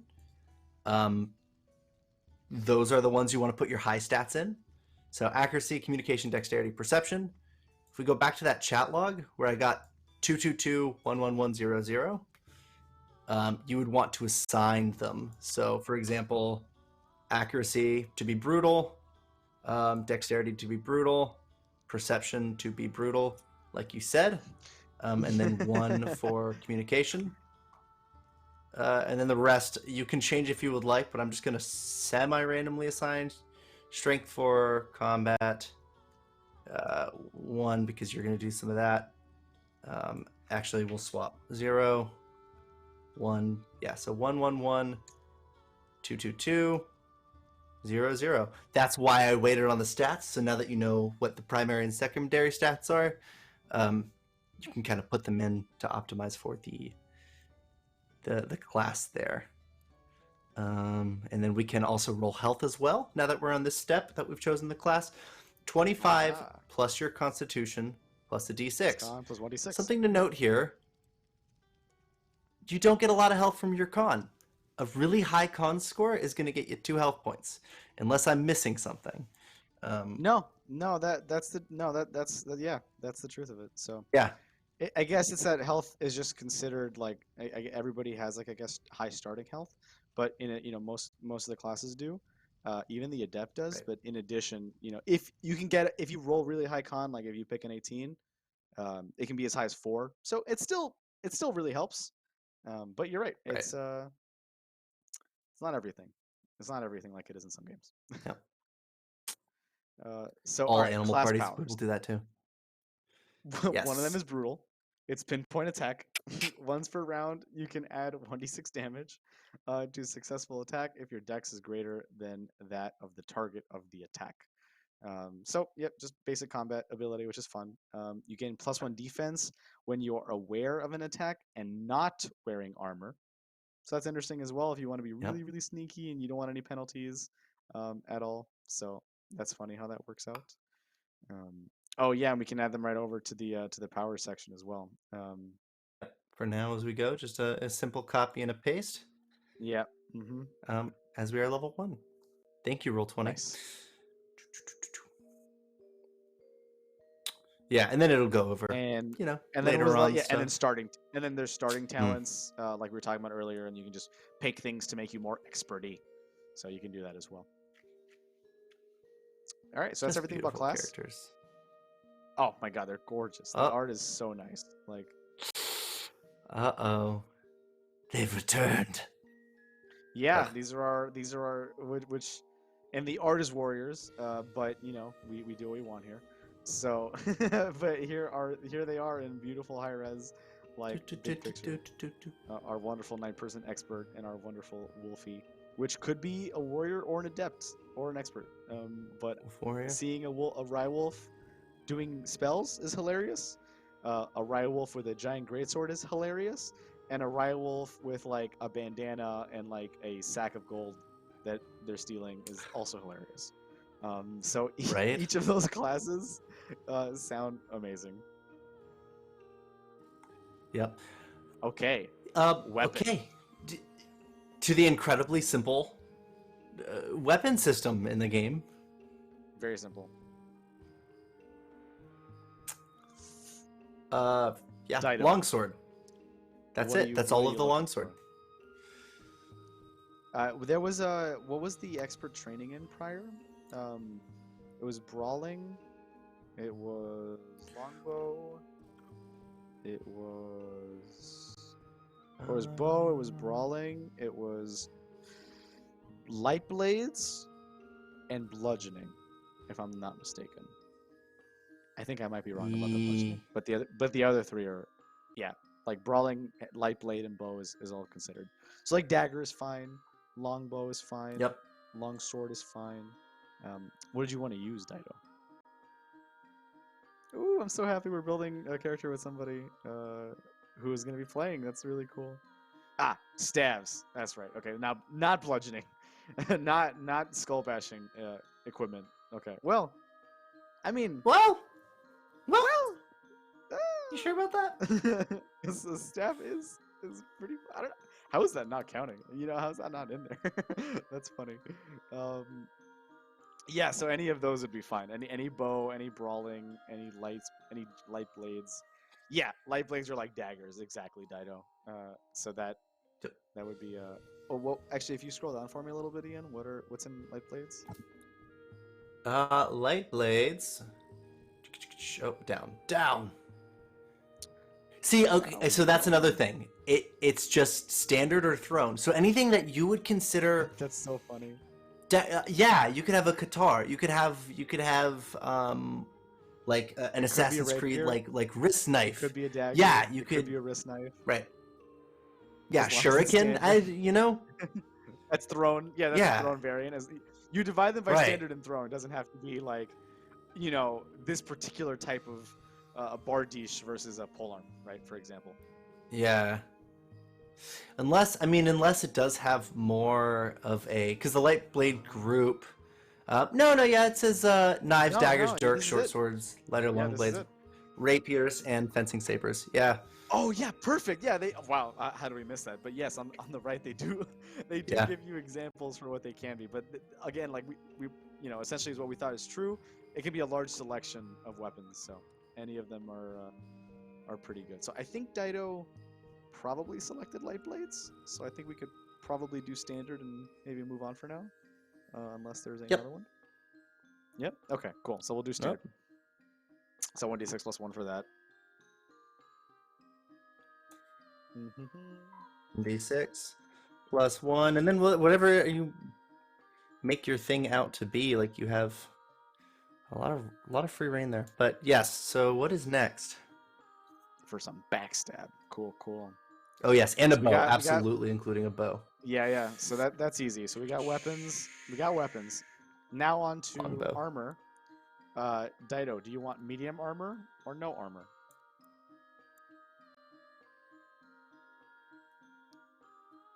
That's a pretty good way to do it. It's you know, you have. Oh like, yes, there is a initial trade-off here. part of your class. No armor. That's what I'm talking about. That's what I'm talking about over here. There it is. Feel High risk, safe. high Feel safe in reward. your own skin. Well, I mean, but this character's an expert, so it'll have +1 defense even with no armor. So no worries. Doesn't matter. That's really funny. So that works out really well. And then it's literally right there, first line in the other equipment section. Blue Rose doesn't worry too much about detailing the specific equipment characters carry with them. Everybody out there who maybe like me doesn't want to, you know, track gold and wait for arrows all the time, like this game is for you. So check it out, even from a combat perspective too, and apply if you'd like to play some fun role-playing times with us. We are 2 subs away from building another character as well. So if we get 2 more subs, let me know what your character would like to be, and we'll build that. So that's gonna be a lot of fun. Okay, so let's go back to the table. What else? What was the next step on the table? The next up on the table. Oh, the table. To the actual table. Here we go. The lid. Background, class, equipment. We did the class. We did the calculating equipment. defense and speed. That's easy. It's 10 plus dex for both of them. That was very fast. Yeah, 10 plus dex plus shield. And then... Yeah, but no shield. Is it also 10 plus dex for... And then for speed, it should be 10 plus dex, but that might be part of the race. So actually, we would have to take a look at the night person section to see about the speed. But I know that defense would be... Actually, in this case, it would be 10 plus dex plus 1 because of the class power. So...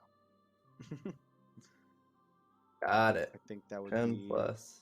So 13. Yeah, it'd be 13. Yeah. Got it. So, yeah, look at that. 13 defense. So you just... For the speed, let's go. We can go check out the night person section. Yep. Actually, yeah, that'd be cool because I don't think we got to see it. 10 plus dex for night person is the speed. Oh, is the speed as well? Okay, great. Awesome. Yep. So it actually, so the sheet will auto calculate that. And yeah. Yep. That's cool.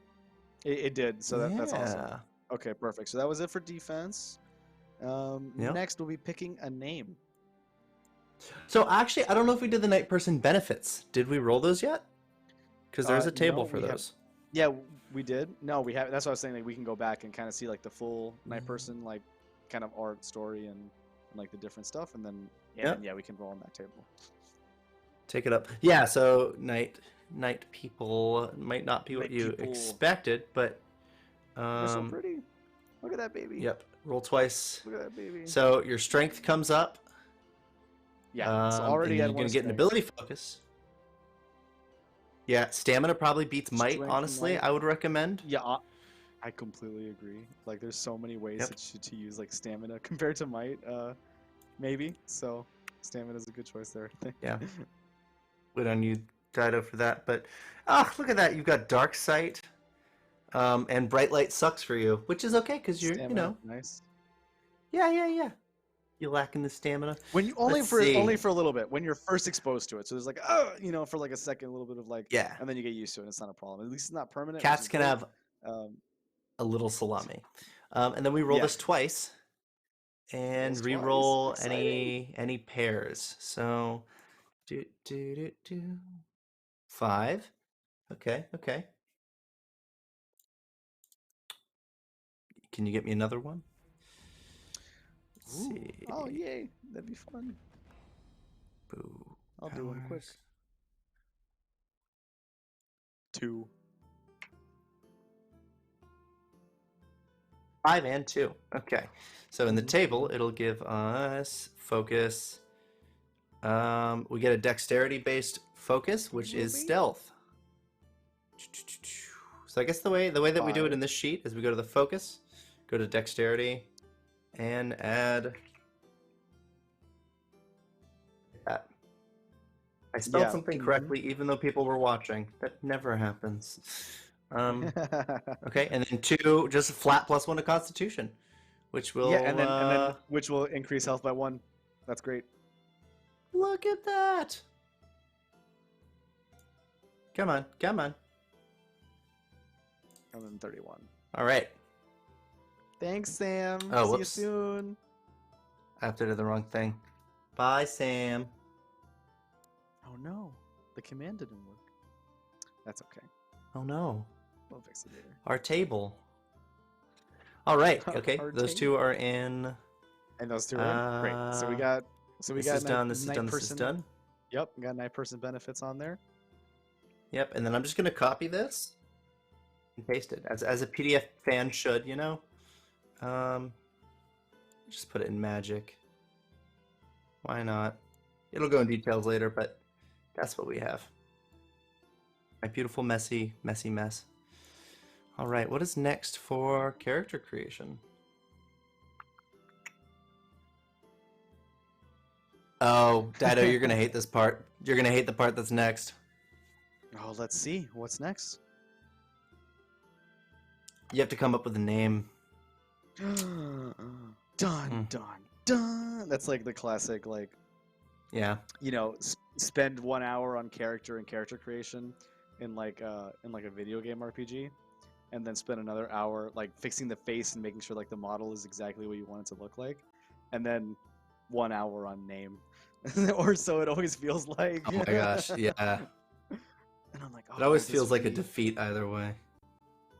it never feels like it works. That's funny. What do you think it worked on this whole time? Oh yes. Shigar. That's an amazing Shigar? name. Shigar. Or is it Shagar? Tell us who was correct. That's Shagar or Shagar. So that's funny. But we got the spelling though, so we already got the name. That's a great name. Yeah, don't be discouraged Not at by all. our inability to infer. Beautiful. Like that. And what's more is that you have like a full character. There's equipment. And like it really does just kind of fit on a page. Like the rest is just lore. The rest is journal, which will be more than the rest of this important. combined, honestly. Yeah, Yeah. which is important Mm. for a very like socially driven game like this, where it seems like a lot of notes would be really useful. So there is some, I guess, slight expectation of taking notes or recording it in some way. Not necessarily, but there is a lot of benefit from charting, and I find that people that like infographs um, would have a lot of fun with this game as well with the chords. Shigar, yeah, Shigar. So Shigar is good. Good. Happy to see it. That's pretty much it. We're just gonna do a couple of like goals and your relationships, which we already have. Let's do your relationships first because we already know who it is. You have a relationship with a Rye Wolf that may or may not Yep. be wielding a sword. That is Sam, who is no longer here. But by the time that character gets created, we can put the Rye Wolf's name in the relationships and like how long you guys have been together, how long have you fought side by side. So that's a cool aspect that we already have here, a cool relationship for you, and of course like whatever like faction you'd like to play for. So if you're part of the Knights of the Blue Rose or maybe a different knightly order, that's fine too. But the important part is really the goals. So I just want you to give like a one sentence what you're doing in the world or why, and we'll run with that, and then that'll be your character. So it's like a little stamp of like they really make the goals a very important part of the character. So it's like why you exist, or it's like maybe a little existential, but it's what an initial purpose is at least at first when you come in. Um, and then maybe change if you complete it, which is cool. I didn't see anything about revising a goal once you complete it, so maybe it's supposed to be like a long-standing sort of, it doesn't change. But these are some Yeah. examples of like bonds, which is really sweet. Yeah, these are the Huh. relationships. I want to be So yeah, sarcastic as your and character say achieves world peace. goals over the game, you replace them with new goals, and they Oh, don't you have do? a Cool. mechanical standing. Which yeah, your goal should be world peace. Like you just kill That's so everybody. You're funny. like, see, peace. Yeah, you just say it world like Yeah. sorry, you just so if I'm understanding this right, you want to sarcastically speak, but also specifically say this phrase world peace sarcastically often. Is it world peace? That's a perfect goal that's long standing and can be held for a long period of time. So I think that works out perfectly. That's really great. Yep. So that's it.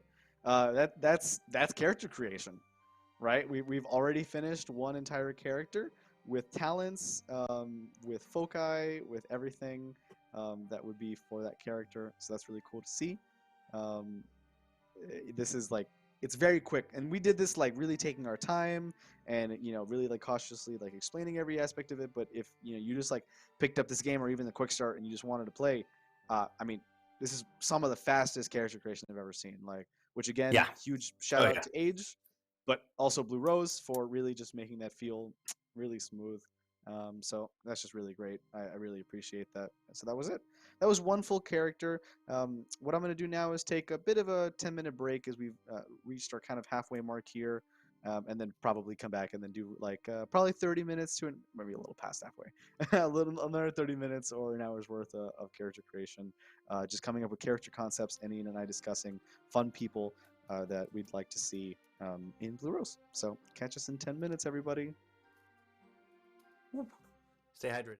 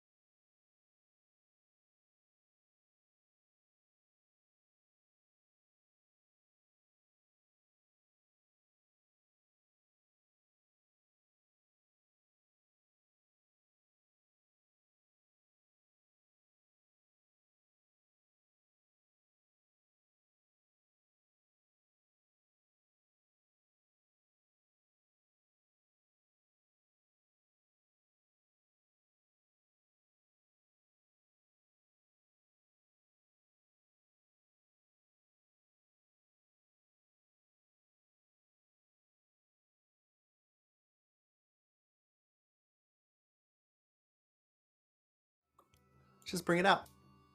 Yep. Hello, and we're back. Woohoo!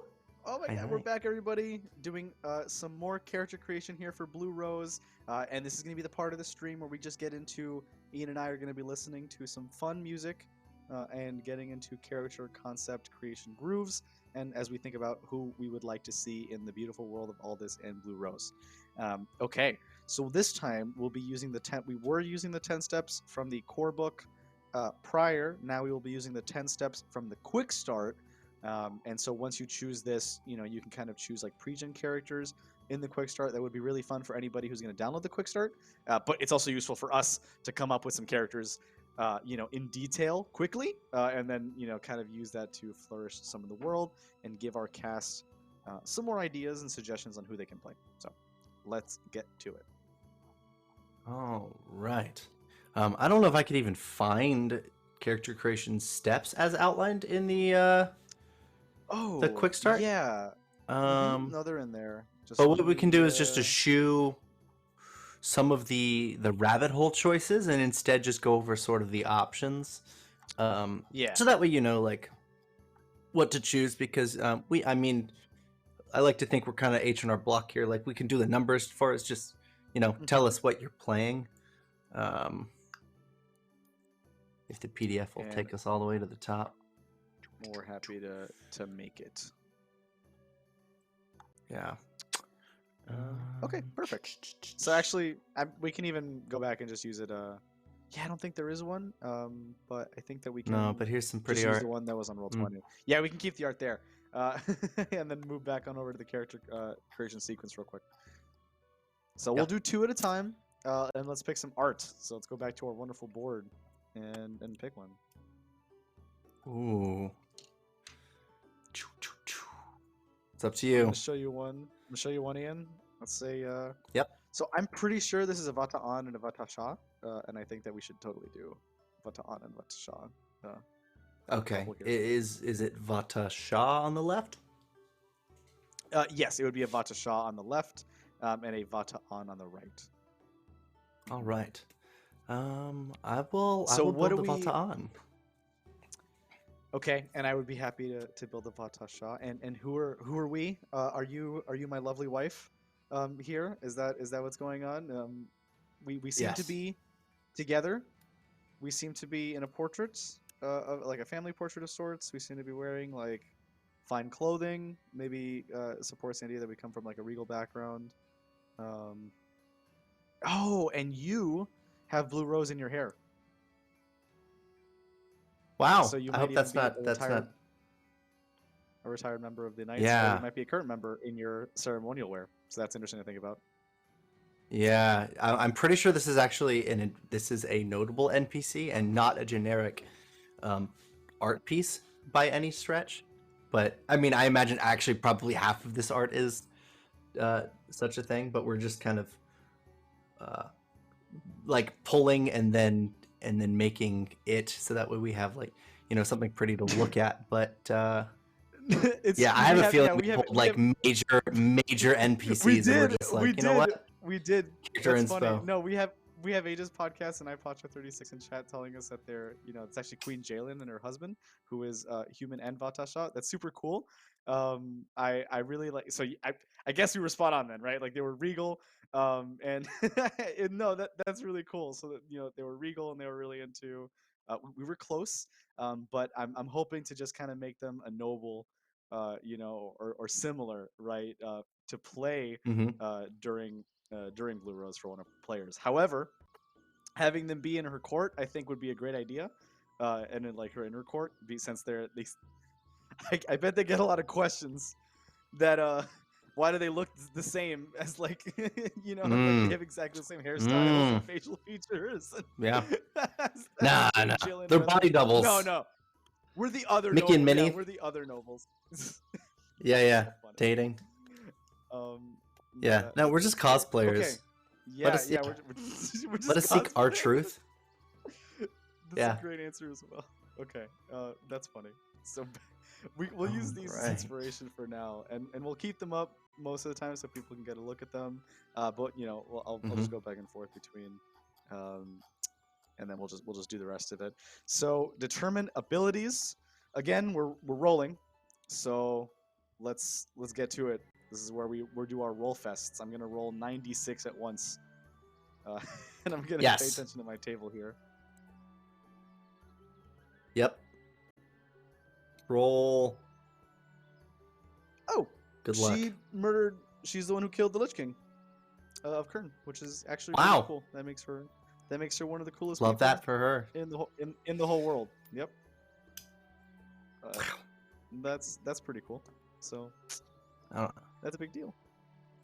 And I'm glad that her husband helped her to do that. Dang. Really yeah. cool. No. I mean that is quite an event. All right. My idol. So yeah. Lest anyone face the wrath of said Lich King. I got the table pulled up. Let's roll some 9d6s. Oh, right. Right now. Yes. Yep. Character creation. We're there determining the abilities. Determine abilities. We must record.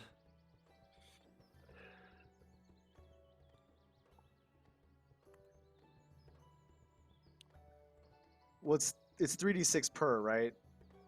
Do 3d6 9 times, and then we can assign them. That's easier. That's easier. Yeah, as far as I can tell, that's the way to do it.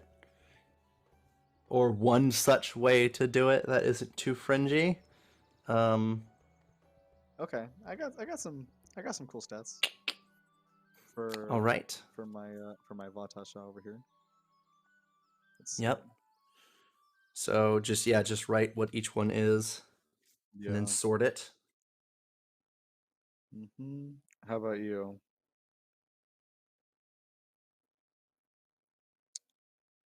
Oh, I have not even done it. Let's see.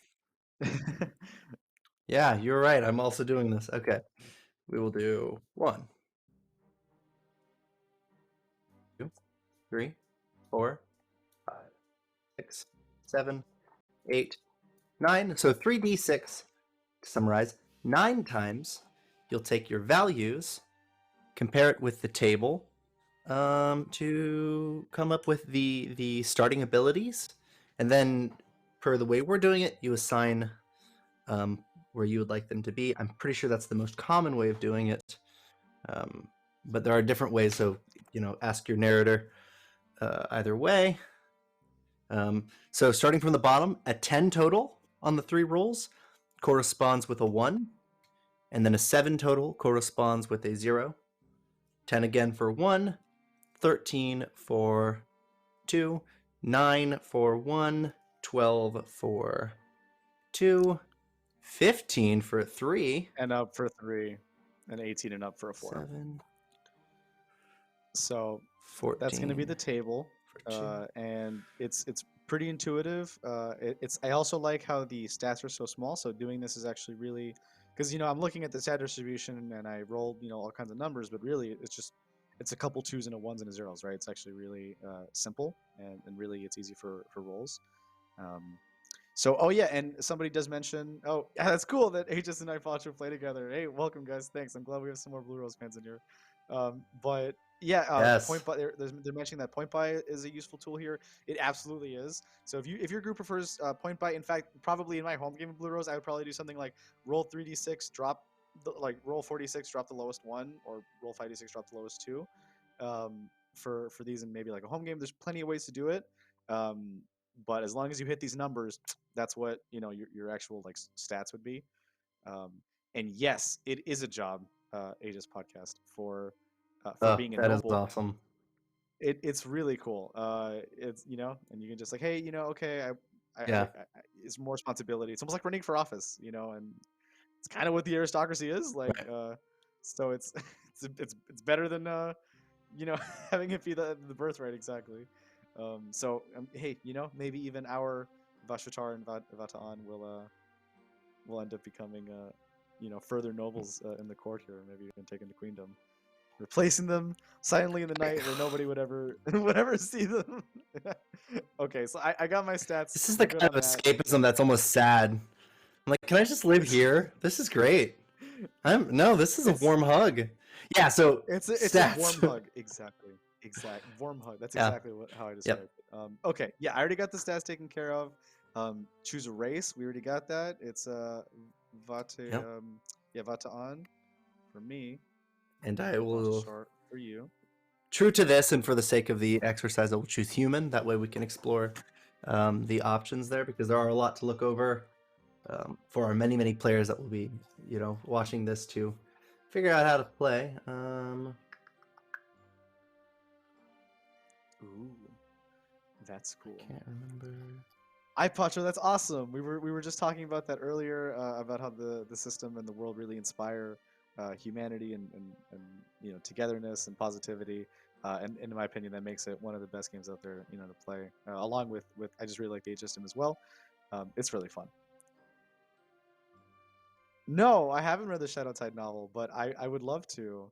I love that kind of representation, and that's amazing. Like, it's beautiful.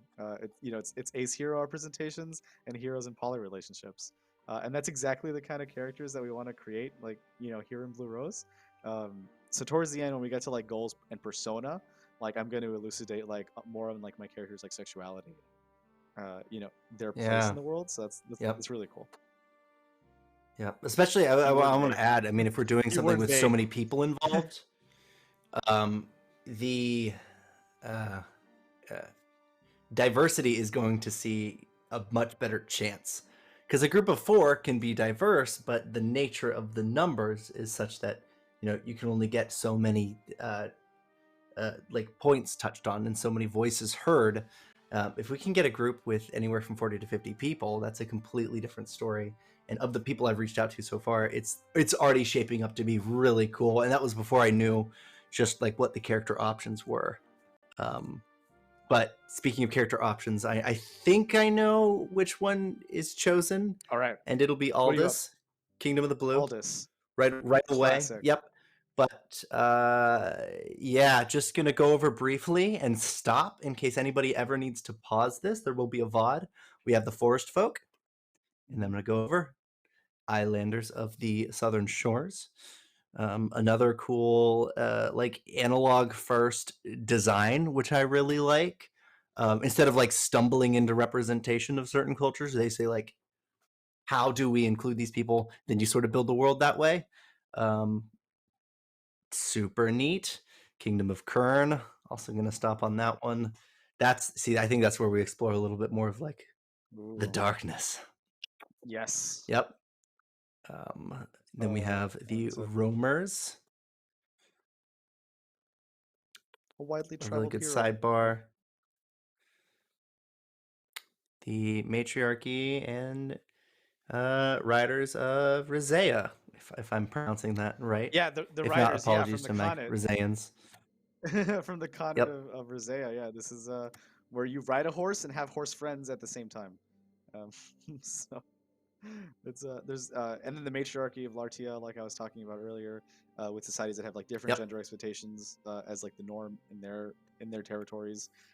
So and then but they still interact, and it's not characterized as aggressive in the text either, which is cool because I like that the Yep. default assumption is not pitting these kingdoms against each other, and it's usually more curiosity than outright aggression. So that's cool. I appreciate that as well. Right. I'm sure there are many military situations for them as well, though. Yeah. All right. So for a human, just add 1 to an ability of our choice. So I have a +1 to something. I haven't assigned anything yet, which I suppose I should do. If we pull up the character, essentially, I mean, I already have it in the chat log. It's a 3-2-2-2-2-1-1-1-0 being the assignment. I'm gonna change Got one great rolls. Got to great rolls. a 3, but until I determine my class, I don't really want to go over what exactly I'm putting them in. So it's a 3, and then 2-2-2, and then 1-1-1, and then a 0. And then I'm going to choose, we'll say dexterity we'll take the riding focus out Yeah. of the option. as would be fitting. Speed is 10 plus dexterity, which I'm pretty sure is going to be one of the threes. So, for example, Yeah. rough guess is my speed is 13. And then we can roll the human benefits table. Let's roll 2d6. Add them together. 9 focus, communication, deception. So we're going to add deception under communication, writing under dexterity, and note the movement speed and ability score change. That would be it for me. We'll go to yours. It's a little laggy on my... Wait. Pass all the beautiful character options. All right, here you go, good sir.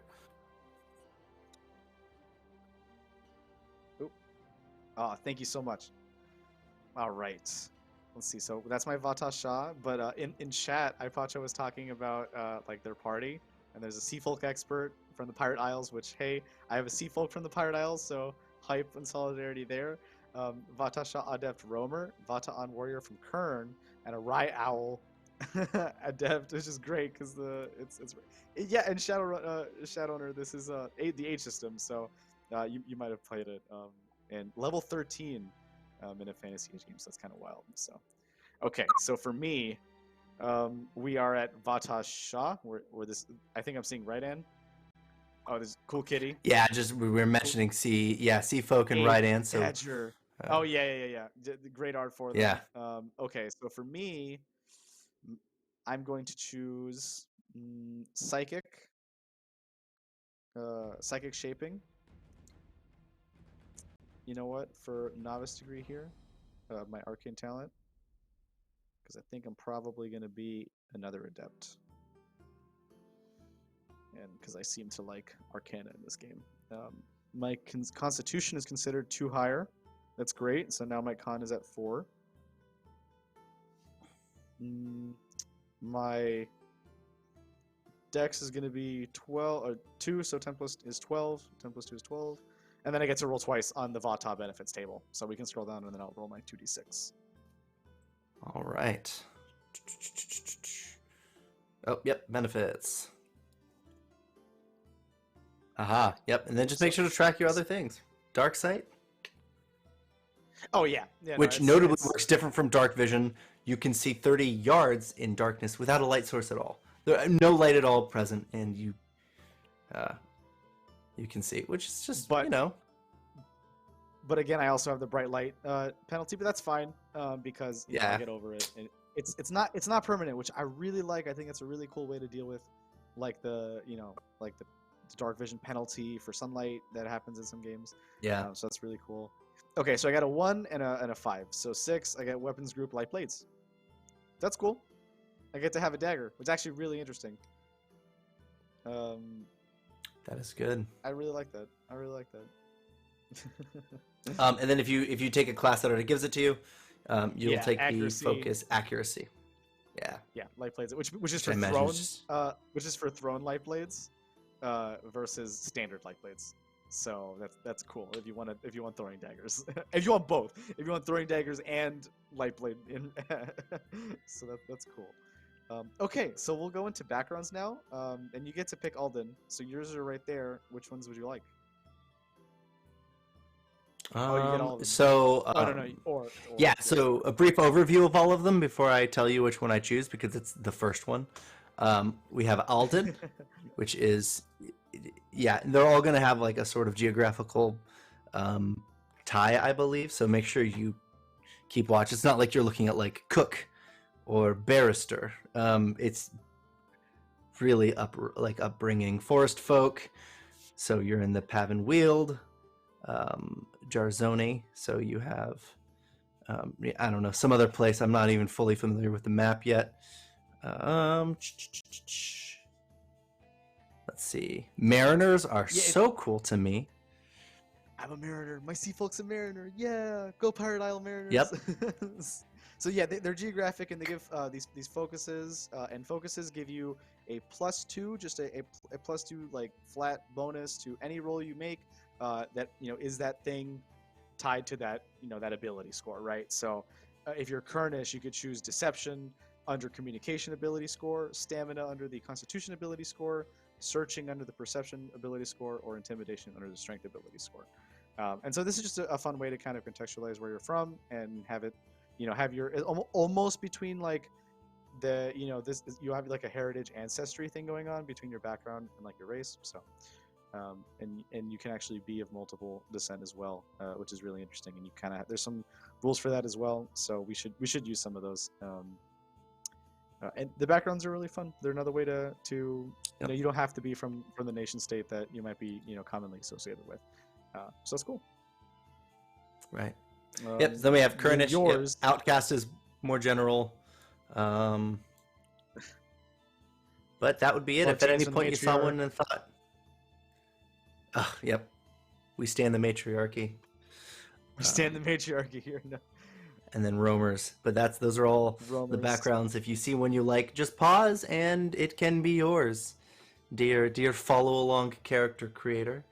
Let me pause so that get that bit rate through. But then of course we'll be taking Alden as befits this person. And notice the or at the end of this list, so you are to choose one, unless I'm mistaken. So communication persuasion is a given for my character. Yep. Awesome. Okay. And then choose Alden in one other language.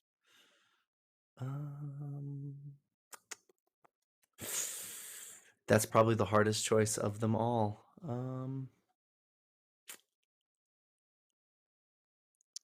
So in the meantime, while you choose, probably RHYDAN. Yeah, RHYDAN for the yeah. That's cool. From with the writers. No, I really like them. So they were also saying in chat that it was kind of hard to keep track of talents, in particular Arcana. The spells can be, but I like how the spells are considered part of the talents, and we'll get to that. The Arcana are under talents, kind of in that regard. And yeah, I'm also happy that we're using the H system instead of 5th edition. I think 5th edition is great, and I love playing it.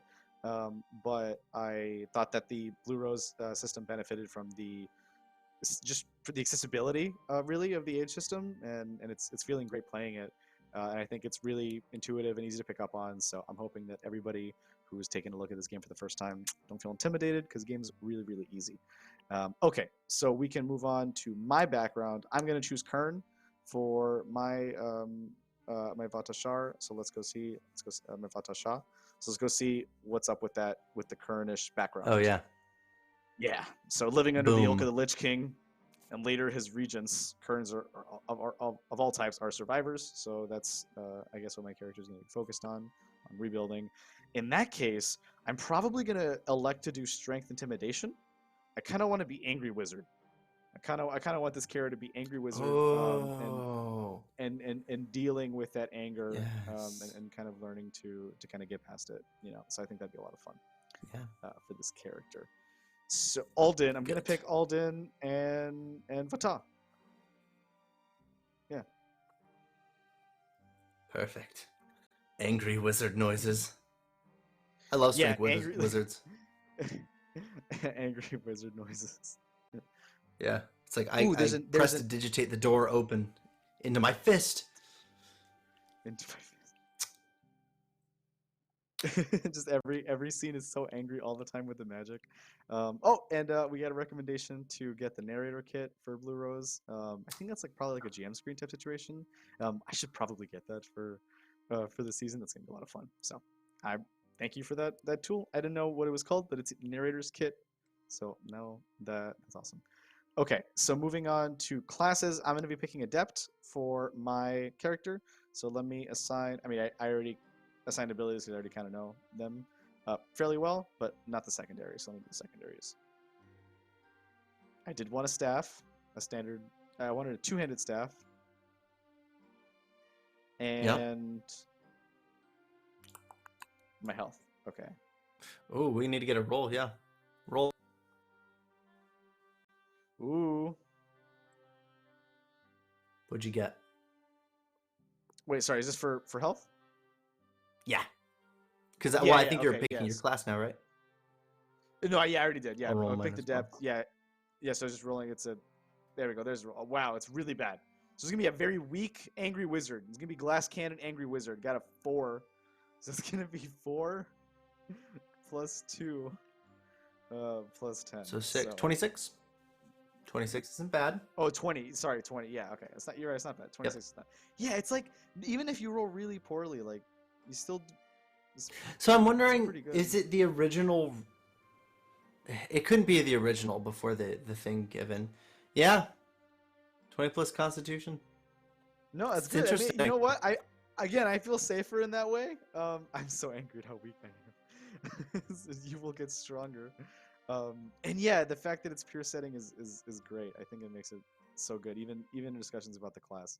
So yeah, I mean, that's part of the reason I like it. You know, I said like player consent for death is a big part of this game. So I'm happy that even if you roll Yeah. deadly, still have my health. Okay, and then for class powers, I'm just gonna take my talent real quick. And so adepts gain class powers. Again, they get arcane training and arcane talents as their class powers, which allow them to choose arcana from the talents section. Again, kind of classified under the same rules and talked about together. So it makes it a little easier to kind of keep up with it and not have it be like a separate system. Magic and like feats are considered like kind of part of the same system, which is again part of that simplicity, part of that flexibility. That's really nice. So easy one with the starting talent. I'm going to choose linguistics for my starting talent. I want to be angry, eloquent wizard. And I'm so arcane channeling. Yep, I get to just basically bolster my arcane stunts. That's useful.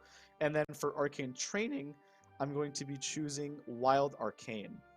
And when we get to the talents section, like I'll hey, like this is what it was, essentially. But it'll just be a collection of spells of arcanum that it'll allow me to add.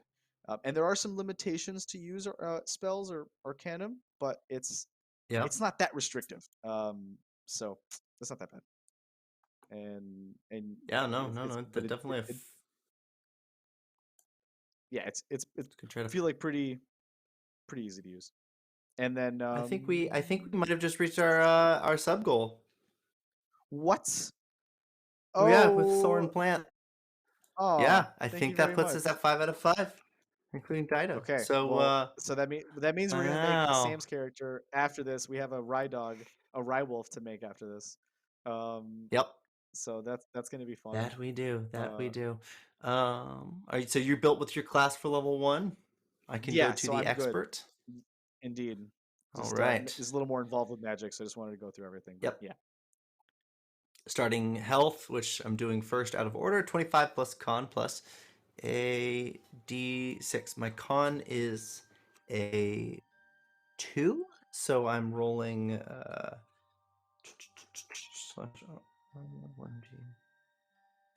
6. Get a 1, 25, 26, 27 from the 2. And I got a 1, so 28 is my starting health. Not too shabby at all. And you see, again, everybody's going to have like, I mean, really the lowest someone's going to have is like 21 based on the classes. And then the highest somebody's going to have is like 35 at the absolute highest. So it's not a huge range. It's not like we're getting like our 40 health and our 6 health. But it is good. It is good. And then for abilities, I will assign that later because it's pretty inconsequential right now at level 1. You would just make sure that the higher bonuses that you have, I think, go to primary abilities. I'm pretty sure. I don't know so far of an example where you need that necessarily. But of course, then there are like derived stats for things that you are going to need. So put your high ones in the primary, and then my lower ones I'll put in the secondary, which lines up for the character. For a weapon, I think I already chose a weapon, but now I have a sidestep, a pinpoint attack, as I chose an expert, and I choose absolutely choosing the intrigue talent because I'm a city slicker, I think. At least for this build. That's what I've been drawn to. That's my inspiration here. Um, all right. Is that everything for character creation? Are we about done? Ish. Let's see. Let's. We're I doing just warrior wanted to. next, so don't you worry about that. That's true. Yeah, then We have equipment. a Rylwolf later. Equipment's easy. Yeah, I want light Yep. armor, and I have a two-handed polearm. So that's a two-handed staff. So that's easy for me. I just wanted to see the talents real quick, so I can choose my Arcanum and just give away the little magic feat again. Yep. Where are the talents? Are they here? No. They're in a completely different. I think they're like in page like 150, maybe like farther down. Yeah. Let me scour. Arcanum.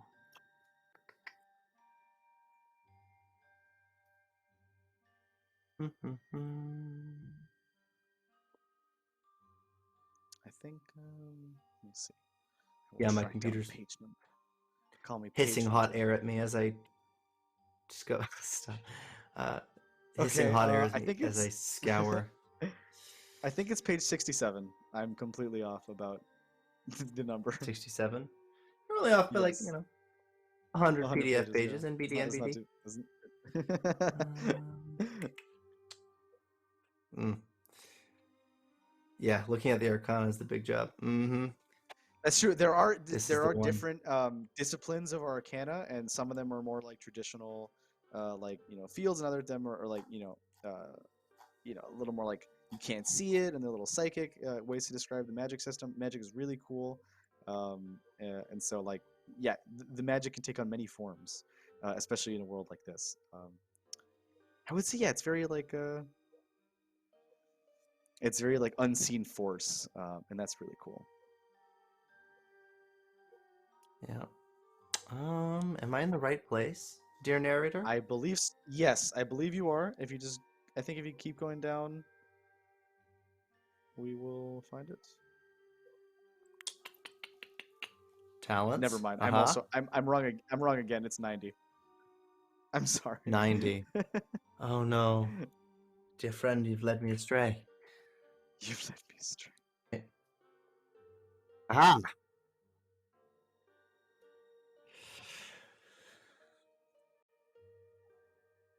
Is this it? Yeah, this is it. So we're looking for. Let's see. This is a really good table because it actually tells you what it brought. So I wanted psychic shaping. So Hmm. I want light shaping. I want manipulate object because I want to steal some rings in the middle of the night from people who have Beautiful. scoffed at me. Take some jewelry. And I already have light shaping. I'm thinking. Think cold. I think cold would be. I think cold shaping is a good answer. Okay, so that's essentially what it is. You just go to this table, see what talent is associated with it, and then just pick the spells that are associated. Sometimes the talents tell you specifically which ones you can have. Sometimes it lets you choose, and sometimes you can even choose more if you have another type of talent called again arcane training. So just keep a keep a question or keep an eye out for that so you get the right spells, and that's essentially how Arcana works. Right. It's fairly simple. So okay. We are at the end now, and now we get to talk about our persona. I would love this Fata Shah to be a cis-presenting bi character, angry wizard. I want bi angry wizard By getting Angry over the Wizard. I anger. love that. I want bi angry wizard. I really do. And so that's going to be the persona for my character, and the goal is essentially going to be to because of the information that I learned earlier, to assassinate the king and queen and take their place without anybody telling the difference. That's what I want my Wow. personal goal to be. So look at me saying that the game doesn't have to be brutal, and then turning to cold murder to get what I want at all costs. So that's what this character is That's up to. incredible. Okay. Rough. Um, yeah. So for me, I've always played. Always. At least half of the characters I've played, I've found what resonates with me the most is playing basically cis presenting asexual character. Um, it always feels right for my character. The motivations and ambitions and my role playing style fits into it very well. And for this imaginary character that I won't play because I'm going to be playing a large cat named Dawn, I'm going to continue that. Dawn is no such creature. Dawn is a pansexual queen. It's going to be great. You're not ready for Dawn. Dawn's going to be lovely, and I seek to be in an all rye tale, if we can. It would be lovely. All right, tale. If not, I'm running it. I'm just gonna run it. We'll do a one shot. Blue Rose, that's great. I would love to have it like in the Pavis Wield. No, that's great. That could totally be one of the sessions. I need ideas for the 10 sessions anyway. Please. That's so cool. Don's Rydale. Just great joke from Dido. I love the wordplay. Dawn's Rydale. Poetry is so fun. So I'm totally one of these characters is gonna be probably not gonna be able to get to it tonight, but one of these characters is definitely gonna be a poetry spitting bard that I can't wait to make. And so that's gonna be really fun. Yeah, we do play a lot of cults, so that's really cool. Okay, so that's your goal. We made our character, and then I think we can move on to Sam's Rywolf. And thank you so much again for a wonderful sub goal. And then that will about wrap up tonight as we hit our 3-hour mark, probably close to that. So this is great. Let's get to this character. And actually, Rye characters are so cool. They have all kinds of like really cool like abilities, and it's very specific to their armors as well. So that's awesome. The circle of madness. Yeah, the Sam will chase her tail endlessly. So that's awesome. Okay, so we're back at the beginning. The character concept. We have Sam's not here.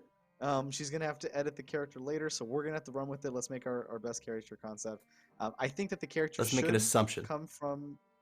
Make an assumption. I think the character should come from the Pavis Wield. Essentially, where a large number of the ride wolves are, and sort of like act as an envoy to Aldous. Is there a Pavis Wield background? I don't know if I remember that. Forest folk. Forest folk would be like the. Got it. Would be like the background, but that's like the regional, the kind of thing. So, like a forest folk background. Well, actually, that might be the name of the race. What's the background? We can check the we can do the background when we get to it. But from there, right? And because Dido's night person is from Aldous, and so acting as an envoy to Aldous, this like wheeled wolf is like it made a friend, and now they're together all the time. So those are some relationships. Yeah. Oh, so it would be together all the time. Sorry, what? Yeah, I'm looking at the background. There is a forest folk background in addition to to the race. Okay, yeah, that's what I thought. I just wanted to make sure it was the same. Forest folk, the Pavan Wield. Yeah, it is. It's called the same, exactly. So I would say tracking or natural lore would be a good focus for the background for forest folk here. What are you thinking? Oh, yep. Absolutely tracking. Tracking or natural? Tracking, honestly, that's what I was thinking too. Tracking is perception based? Yeah, perception. Mm-hmm. Got it. Because otherwise you're going to lose your night person after the night person runs away. So that's funny. Okay, so tracking is great, and maybe that gives us a little bit of like context for the Rywolf. Let's say I think I'm going to make another assumption here. So if we go back to the to the table, come up with our concept we have, determine ability score. Let's do an ability score here. Ooh. Let's do it. Let's Oh roll. So yeah. Back to this table. I roll 4, and you can roll 5. Let's see what we get. All right. Okay. All right. All right. Doing good. Doing good. 0, 1, 0, 1, 2, 3, 1, 0, 0, 2, 3. All right. Cool. All right. Yep. So to clarify again, what we have done is we've rolled our abilities on 3d6. We go to the determining abilities table. We've took every number that we got as a result and found the corresponding starting ability. We then just we just piled all these together, made a little pool, and now we're going to distribute our 0s, 1s, 2s, and 3s that we got into the stats that we think befit a warrior wolf with sword in mouth. I know you have the numbers. Where would you put them? Okay, so we have our numbers. We're just looking for. If you go back to the class page for me. Oh, well, actually, because we'll skip the race one. I don't know. Maybe we shouldn't put them yet until we get to class. But let's just take it step by step, and let's just go to the race first, and then see all the cool things that this Rywolf has, because that's really the cool part about this Rywolf is all the different Rye characters you can All right. Strongly agree. Strongly agree. Yeah, so we chose one that wasn't even listed. I don't. Oh no, it was. Of course, it was. Yeah.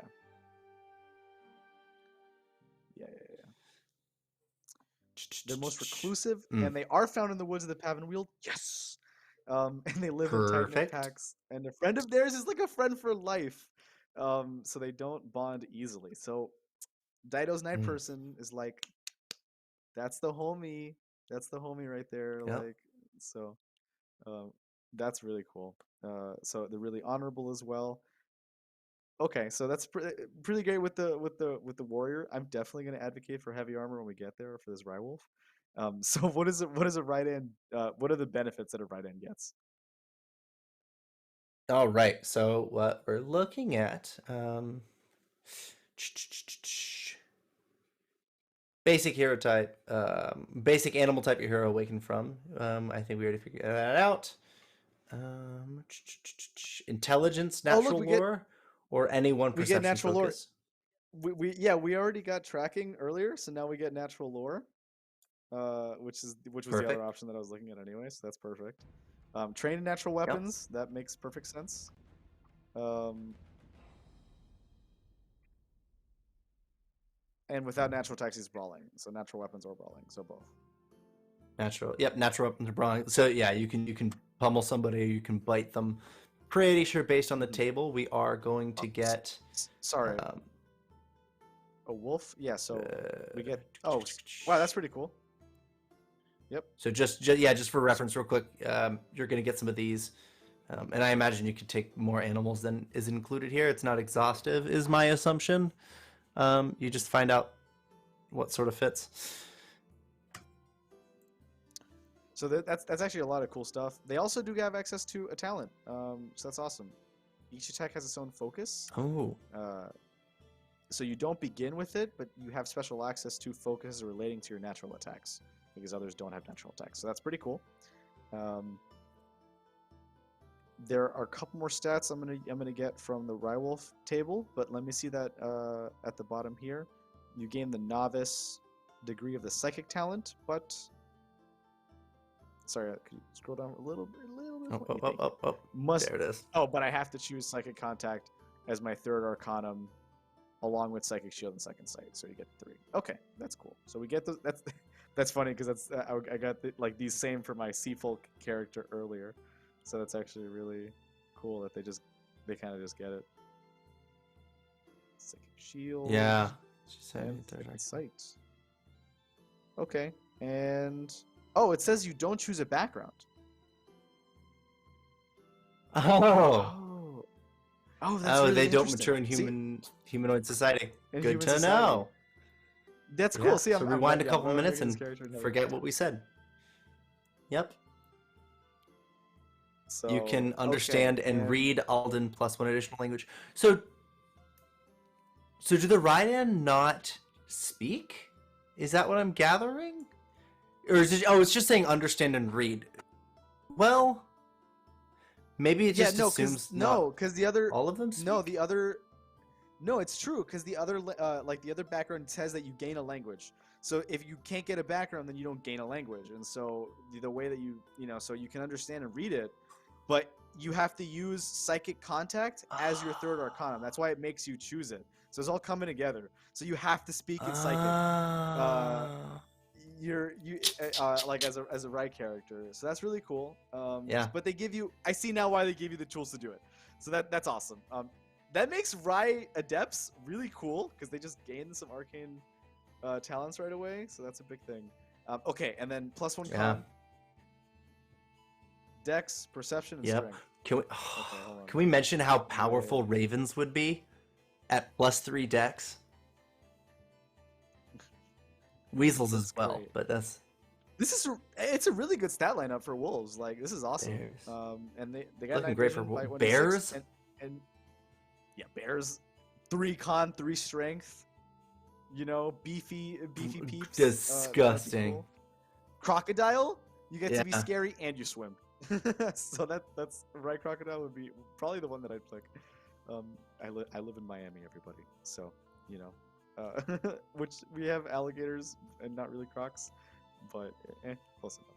So you scroll up for me real quick, and then let me see one last thing in the I want to see the rye perspective there at the top. It's like the box on the top right. I think this probably The explains rye what agenda. Yeah, I think Yep. that's probably we could have you know learned our revelation here, but we can see it here. They see the world in a different way. They're all psychic by nature. Yep, and it gives them a more insightful and potentially understanding nature. They have to abide the rules of ethics when they're in around people, and they can and we can communicate long distances with psychic contact. That's pretty cool. They also they are born with their understanding of the place in the world and the responsibility to guard it against the shadow. So that's pretty cool. They just seem like really intentional characters, and I love that's really what's going on beneath their cute and furry exteriors. So that's everything on RHYDAN race. Let's move on down to next thing, Oh yeah, you did which your will be type yeah. stats. Mm-hmm. Yep. Okay. We're good Casual there. night vision, just. Oh, and then sorry, and then and then we got like two. We have the benefits. Oh. Right. Yep. Well, Roll 2d6, a add whole them nother page. together. There's actually a whole other page of like racial stuff, but okay, yeah, so 2d6. Tick tick. Got a 10. Corresponds 10. with focus, accuracy, natural weapon. Pick one. Oh, so we can make the bite attack. I'm gonna. Well, Sam is gonna spit a broken tooth. I guess. This is, or like if it's like natural weapon, like yeah, because it's bite. So yeah, you'd have to spit a tooth really hard or something. That'd be a fun way to do it. Well, is it going to be ranged? Because you'll pick the natural weapon. Well, because I thought accuracy is like for thrown. I thought, and then no, thrown is its own weapon group. So accuracy, I thought would just increase your, I think it just increases your chances to hit, like your overall effectiveness of the weapon. I believe. Oh, okay, so then unless I'm roll wrong. better. When that's no, we gotta find. That's okay. With that, we'll figure it in just a second. But I'll find okay, you. so we got that focus. It also says that we roll twice and we gain 2 additional benefits. So that's one benefit, but how do we get the other one?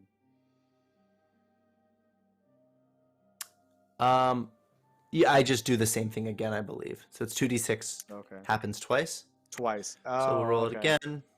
That was the part. Okay, good. And then 7. Okay. Is Okay, plus 1 perception. such that we gain a flat +1 in perception.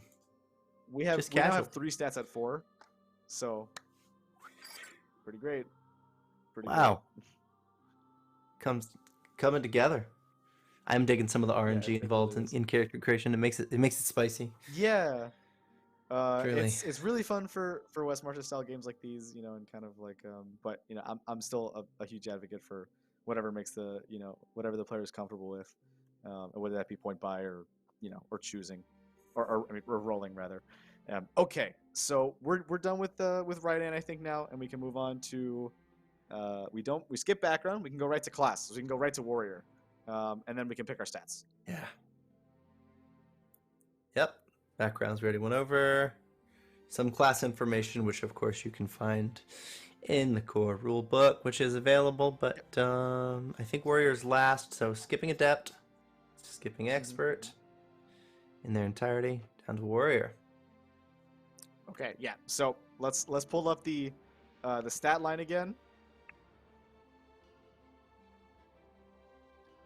Right. Yeah, what do you have? Can you post your stat line? Because I think you've been updating the numbers. Yeah, no, I have, but I'll just tell you, like, you know, what they're for. So a 4 for con. Got it. Oh, we have to. Oh, I see. We have to choose it. Okay, so it'll 4 for be con. a 4 for con, a 4 for strength, Got it. a 4 for perception, Got it. a 4 for fighting, 3 for accuracy. Beast. Yeah, Oh, you're in danger. Okay. This is true. 3 for accuracy, and this would be a 1 for dexterity. Yep. Yep. And a 1 for communication. And a 0 on the rest of them. So Oh, we're good. right.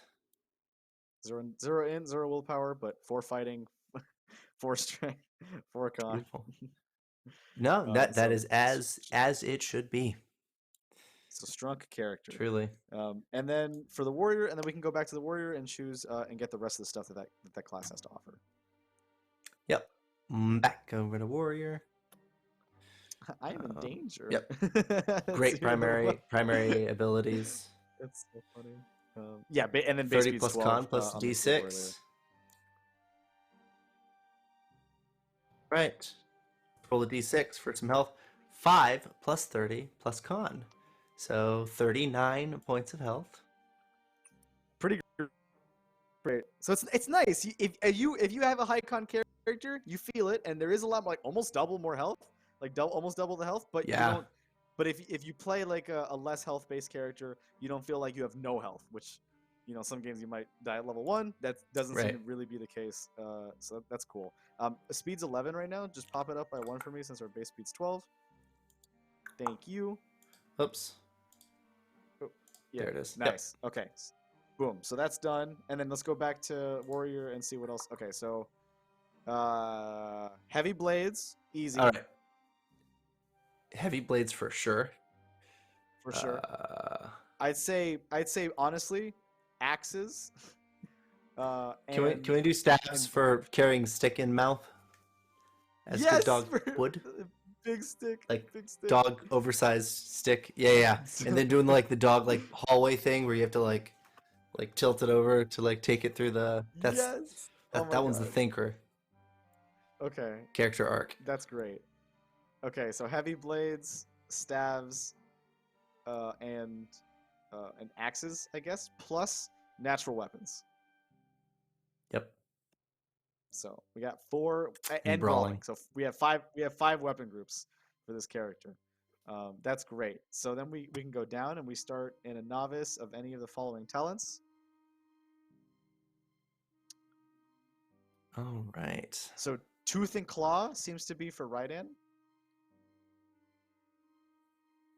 Like RHYDAN specific. It's actually one of the only race specific that's talents a good one. I think I've seen in the game.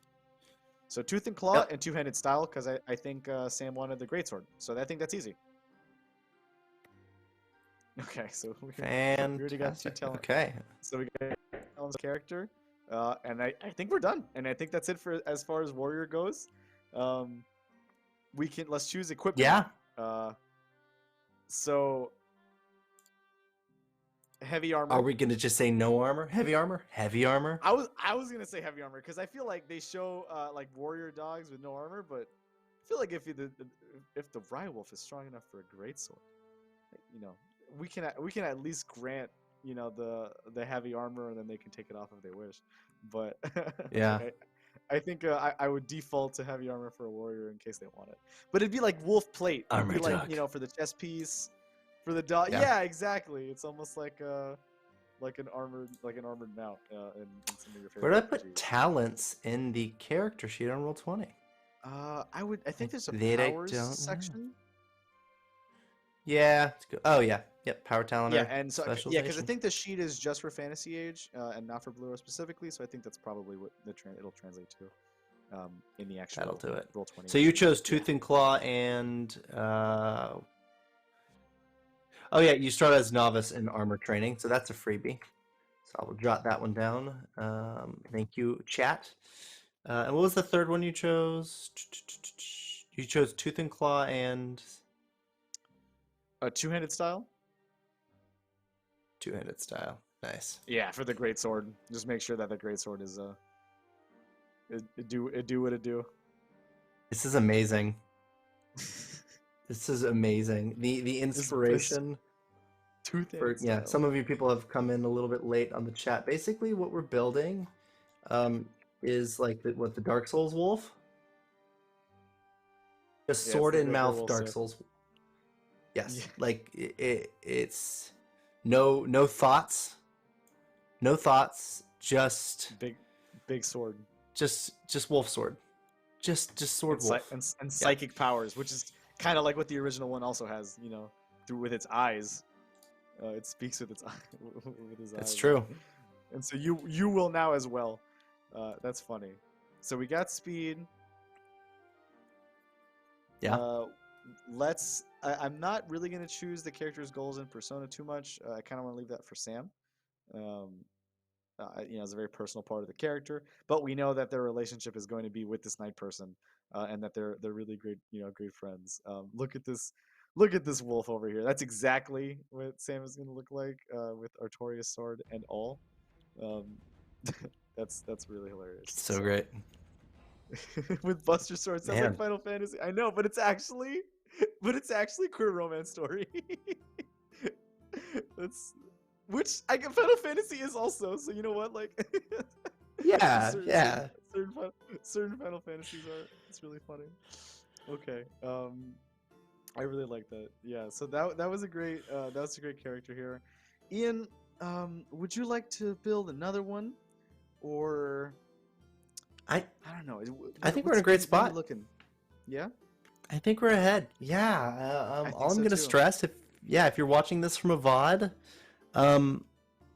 or if you're watching this to catch up ahead of the one shot, we want you to play.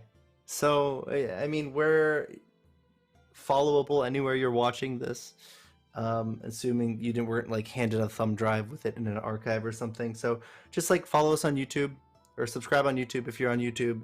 If this is Twitch, you can follow us, and then there will be links to our stuff. Join the Discord. The Discord is probably the most important way to like reach people, because I'm just always on Discord. To my dismay, sometimes I get nightmares about that beep noise, but absolutely ping me if you're trying to play, because we're getting people together. And then if you need help building a character, I've done it. I've got video evidence. I think we're getting a footing here. But yeah, we have a show. We have many shows next season starting in late January, but specifically for your sake, I'm informing you we have a Blue Rose show, a 10-shot of sorts, where we'll be showcasing as many as 40 or 50 characters that are to be built, which is why we put this thing together. So, and then also, I mean, you could just tweet me. I'm at Ian V. James, as we've seen in the frame up there. We'll probably get everyone's Twitter handles on the top as they play. But yeah, those are my Albaz. How about you? that's such an important part of the game to me, is that the fact that we're showcasing so many people. And so, yeah, so, to cap, Blue Rose is a super inclusive and friendly place to be for queer and trans stories. And I want to show a lot of high power stories with queer and trans people at the forefront, in a world where they are considered the default option. And, they can kind of really show that role modeling that I've always really wanted to see when I was younger. So I'm happy to kind of build a platform and host, again, as many as 40 or 50 people, with a strong preference for queer and trans cast members, especially of color, and of course, to tell, to prefer to tell those stories in the world. So please apply. But anybody who's interested in telling a romance roleplay, story can apply as well. So, please do so. Games coming up here in January, and we'll be streaming on every Friday at 8:30 Eastern. Just finished a season of Chew over for Weave the Tale, and Blue Rose is the next big thing that I'm really excited about. This is going to be, and then the big caveat again, the reason it's so many people is because it is a West Marches style, game where we are having, a different cast every game, where everything that one cast does is going to affect what the next cast coming does, or they'll hear about their exploits, and they'll see each other's effects right in action. The world feels kind of big, but actually it's pretty small. There's only a couple of nation states and a couple of factions, and they have like psychic stones. So basically any news can travel through the whole known world in like a week, maybe two, right? Depending on how urgent the message is. So, and how quickly the news takes. So actually that's a huge in-world help for the West Marches game, and because everybody will know about the last party's exploit, and that would probably color what's happening, in the future as well. So that's going to be really cool. I'm really excited to see how everybody's casts affect each other's game. And of course, we're also looking for regulars, for people who'd like to come back maybe for one or more sessions, if you'd like. So let us know about that too. My name was Anthony. It was such a pleasure to go over Blue Rose with you today. I'm late to it. I know it's an older game, but I'm happy to get to it now. And I'm like, wow, I read it, blew my mind. And it was, I had to play it on Weave. And so we got, I'm here for a full season. So I can't wait for another 10 full weeks for Weave the Tale, STing, narrating, telling really inclusive, happy stories. And that's going to be something that I really look forward to. So my name was Anthony. You can find me on Twitter at Praying the Plague here. And that's going to be awesome. Yep, it's Chew.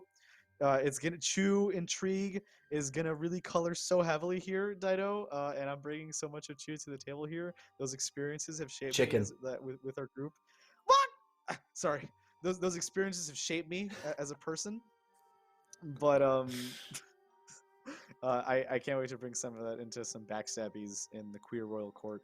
And that's going to be a lot of fun. So catch us playing some Blue Rose in January here upcoming. So that's going to be a lot of fun. Ian, correct me if I'm wrong. Is it going to be the first or the second week of January? I believe it might be the third week of January. Okay, so catch me the third week of January. And we're starting the stream.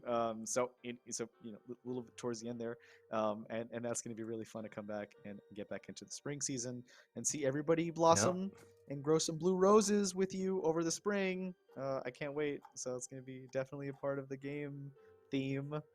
Everything blooms in the spring. That's gonna be awesome. Okay. Real quick though, thanks everybody. Who do I raid? Yeah. Who do you raid? Yes. With our 7. I need to know. I'm drawing a blank. I can see who's promoting streams. Let's see. Somebody in chat help me here. I won't let you leave until I'm told. Oh no.